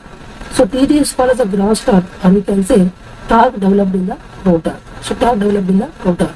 So TG is nothing but, so TG is equal to, see what is the power? Power is equal to T into omega. So power is equal to T into omega. So power is equal to 2 pi, see, power is equal to T into omega. Omega is equal to 2 pi n by 60. So with this formula, then we are going to see here. So TG is equal to, so gross torque is equal to, we can say simply, gross torque is equal to rotor power input by synchronous speed, which is 2 pi ns by 60, capital Ns by 60. So we can say synchronous speed in terms of radians per second means 2 pi ns by 60. So TG is always associated with the rotor power input. So TG is equal to 60 by 2 pi. Suppose now what I am going to do, suppose if I want to apply for rotor power output, then definitely we can say, if you want to apply the rotor power output, then we have to use the rotor speed, which is called as the rotor power output by synchronous speed of rotor, which is 2 pi n by 60. So if you manipulate, we are going to get like this. So we can say that TG is also called as the gross torque, or we can also call it as the torque developed in the rotor. So we can say that TG is also called as a gross torque, or we can say torque developed in the rotor. Whereas in the previous case, I have already told you TM is called as a mechanical power developed, and the gross torque are always same. So this is the point that you always have to remember. The gross torque and the mechanical torque developed both are same. So TG is equal to rotor power input by synchronous speed of stator, synchronous speed of rotating magnetic field of stator in terms of radians per second means 2 pi ns by 60. So if we manipulate, we are going to get TG is equal to 60 by 2 pi ns into rotor power input. Or if you want to apply the rotor power output, TG is equal to 60 by 2 pi n into ns for the rotor speed, rotor power output. So these are the things that you always have to remember. So now what I am going to do, basically, I am going to do the simplification of this, subtraction of these two things, rotor power input minus rotor power output. If I do these things, then we can say, if you do the subtraction of these two things and if you manipulate here, we are going to get 2 pi TG by 60 common ns minus nr. So therefore, rotor power input minus rotor power output is equal to 2 pi TG by 60 into ns minus nr. So rotor power input minus rotor power output is called the rotor copper loss, because we are going to neglect the rotor core losses. So rotor copper loss is equal to 2 pi into TG by 60 into ns minus nr. So I have already told you ns minus nr is equal to s into ns. The remaining thing is same. So now, so rotor copper loss is equal to slip times the. So this is the slip times the.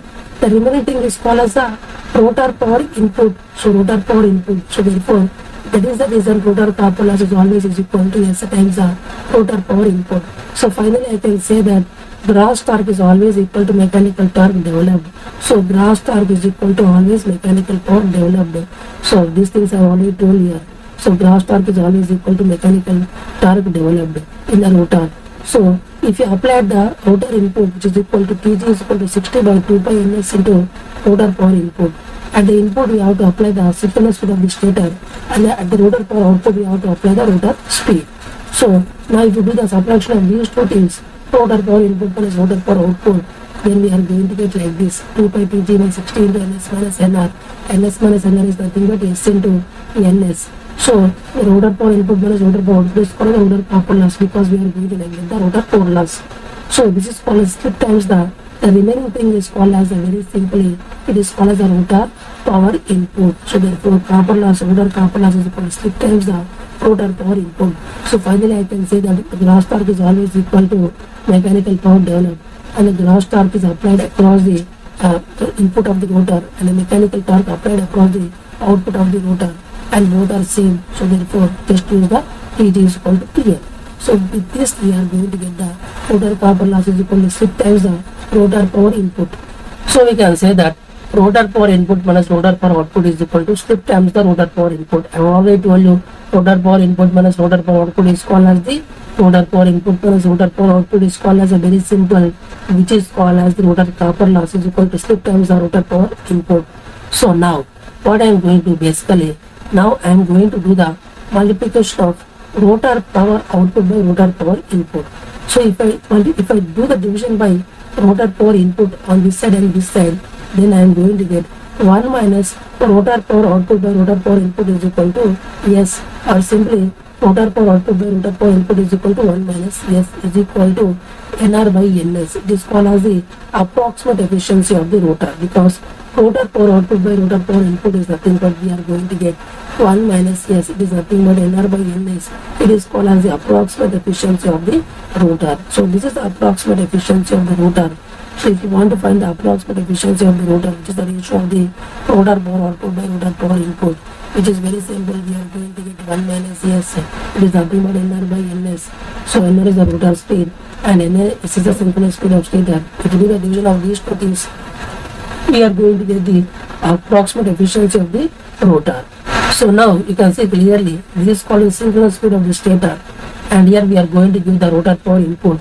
In the rotor we have only rotor copper loss but not the rotor core loss, because we are going to negate the rotor core loss. So rotor copper loss is equal to slip times the rotor power input, whereas the rotor power output is equal to, so rotor power output is equal to this minus this one, so therefore 1 minus S into rotor power input. So therefore rotor power output by rotor power input is equal to 1 minus S is equal to NR by NS, and NR is the rotor speed. So here we are going to get the rotor speed, here we are going to get the synchronous speed. So this is the thing that you always have to remember for your lifetime. So therefore rotor power output by rotor power input is equal to 1 minus S is equal to NR by NS is called as the approximate efficiency of the rotor. So finally I can say that the gross mechanical torque is always equal to mechanical torque developed. So with this term only we are going to get this relation.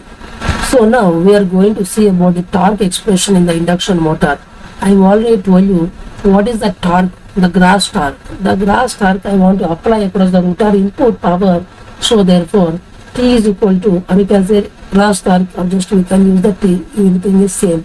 So T is equal to, I have already told you, which is very simple, that is 60 by 2 pi capital S into rotor power input, because power is equal to torque into omega, so torque is equal to power by omega. So the rotor power input by, here we are going to use the stator, because stator flux speed 2 pi ns by 60 means if we manipulate we are going to get T is equal to 60 by 2 pi ns into rotor power input, rotor input power. So 60 by 2 pi ns into, I have already told you, rotor power input is nothing but rotor copper loss by S, because rotor copper loss is equal to slip times the rotor power input. So rotor power input is nothing but rotor copper loss by slip. So therefore, if you do manipulation, T is equal to 60 by 2 pi ns into by S. Here rotor copper loss is nothing but there are 3 windings on the rotor. So 3 into I2 dash whole square into R2. So 3 into I2 dash whole square into R2, because of the running condition we are going to take the I2 dash, because of the running condition only we are going to take the current in the rotor as I2 dash. So therefore T is equal to 60 by 2 pi ns into 3 into I2 dash whole square R2 by S. So what is the I2 dash? I2 dash is equal to a running condition S into V2 by under root of R2 square plus SX2 whole square. So if you supply here and if you take the square of this one and if you keep it here and if you do the manipulation, then we are going to get, which is 3 into 60 by 2 pi ns into S into V2 square R2 by R2 square plus SX2 whole square. This is in terms of the Newton meter. So this is the general expression of the torque which is produced in the rotor. So this is the point that you always have to remember. So this is the gross torque or the mechanical power developed in the rotor, which is equal to 3 into 60 by 2 pi capital Ns into S E2 square R2 by R2 square plus SX2 square. Or we can use the T is equal to 3 by 2 pi small ns into S E2 square R2 by R2 square plus SX2 whole square. You can use any of the formula, you are going to get the same result. So let me use this one. So torque is equal to 3 into 60 by 2 pi capital Ns into S E2 square R2 by R2 square plus SX2 whole square. This is in terms of the Newton meter. So let me assume these are some constant K. So let me assume these are some constant K. So T is equal to K into S E2 square R2 by R2 square plus SX2 whole square, where K is nothing but 3 into 60 by 2 pi capital Ns. Now I want to find what is the different types of torques. This is a general expression. I want to find what is the full load torque. Full load torque is equal to 3 into 60 by 2 pi Ns into S E2 square R2 by R2 square plus SX2 whole square. Here S is the full load slip, or we can say this is a full load slip and this is a full load torque. So corresponding full load slip, if you keep here, we are going to get the full load torque. Now I want to know the starting torque. At starting, the rotor speed is equal to 0, so slip is equal to 1. So if you substitute s is equal to 1 in the general expression, we are going to get 3 into 60 by 2 pi capital S into e2 square r2 by r2 square plus x2 square.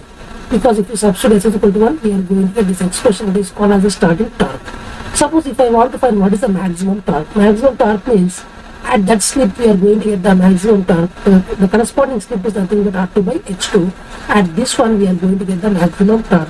So if you substitute this corresponding slip in this expression and if you simplify, we are going to get 3 into 60 by 2 pi capital S e2 square by 2h2. So these are the three different torques we can get from the general expression. If you keep full load slip, you are going to get full load torque. If you keep starting slip, we are going to get a starting torque. If you keep slip at maximum torque, we are going to get the maximum torque. So then you can see full load torque is directly proportional to. So this is a constant. So this is a constant for each and everything.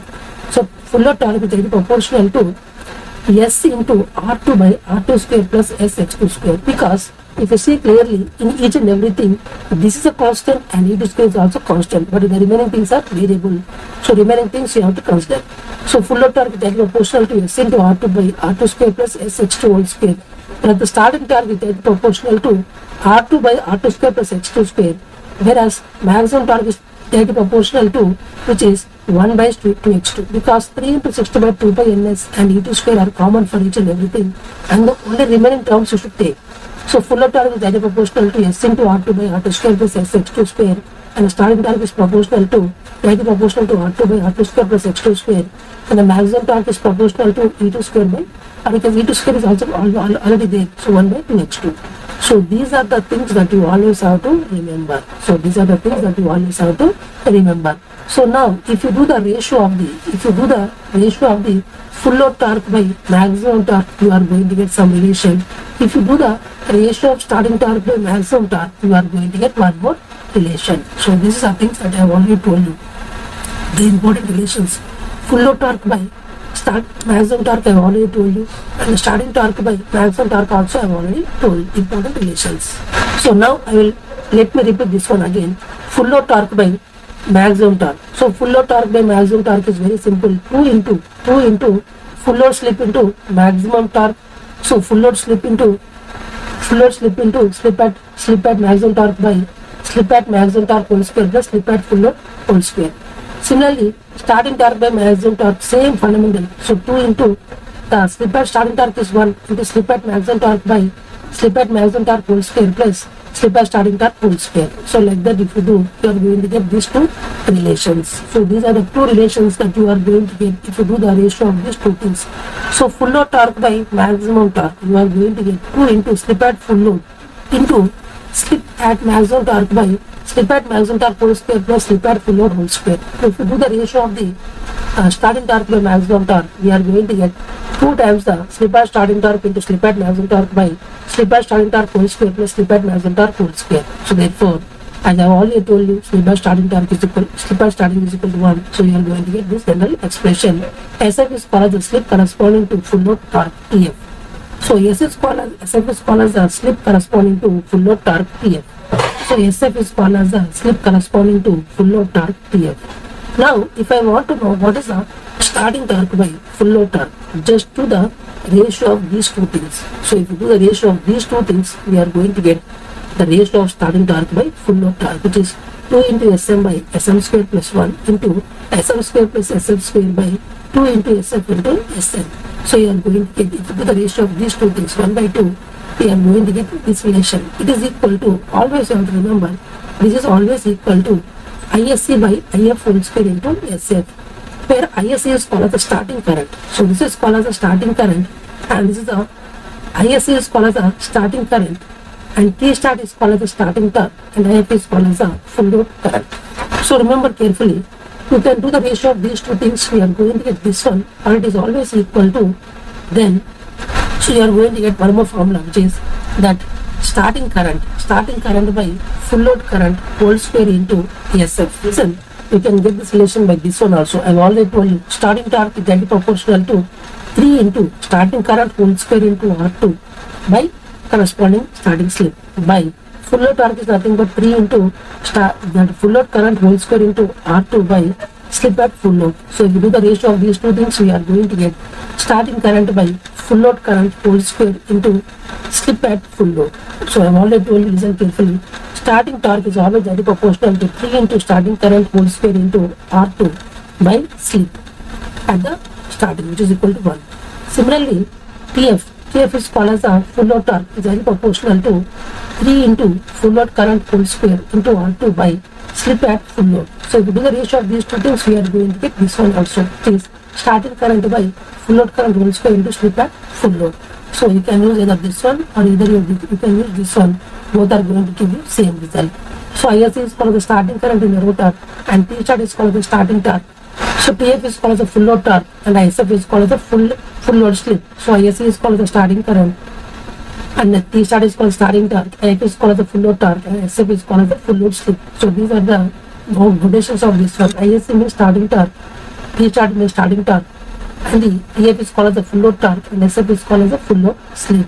So these are the important relations that you always have to remember for your lifetime.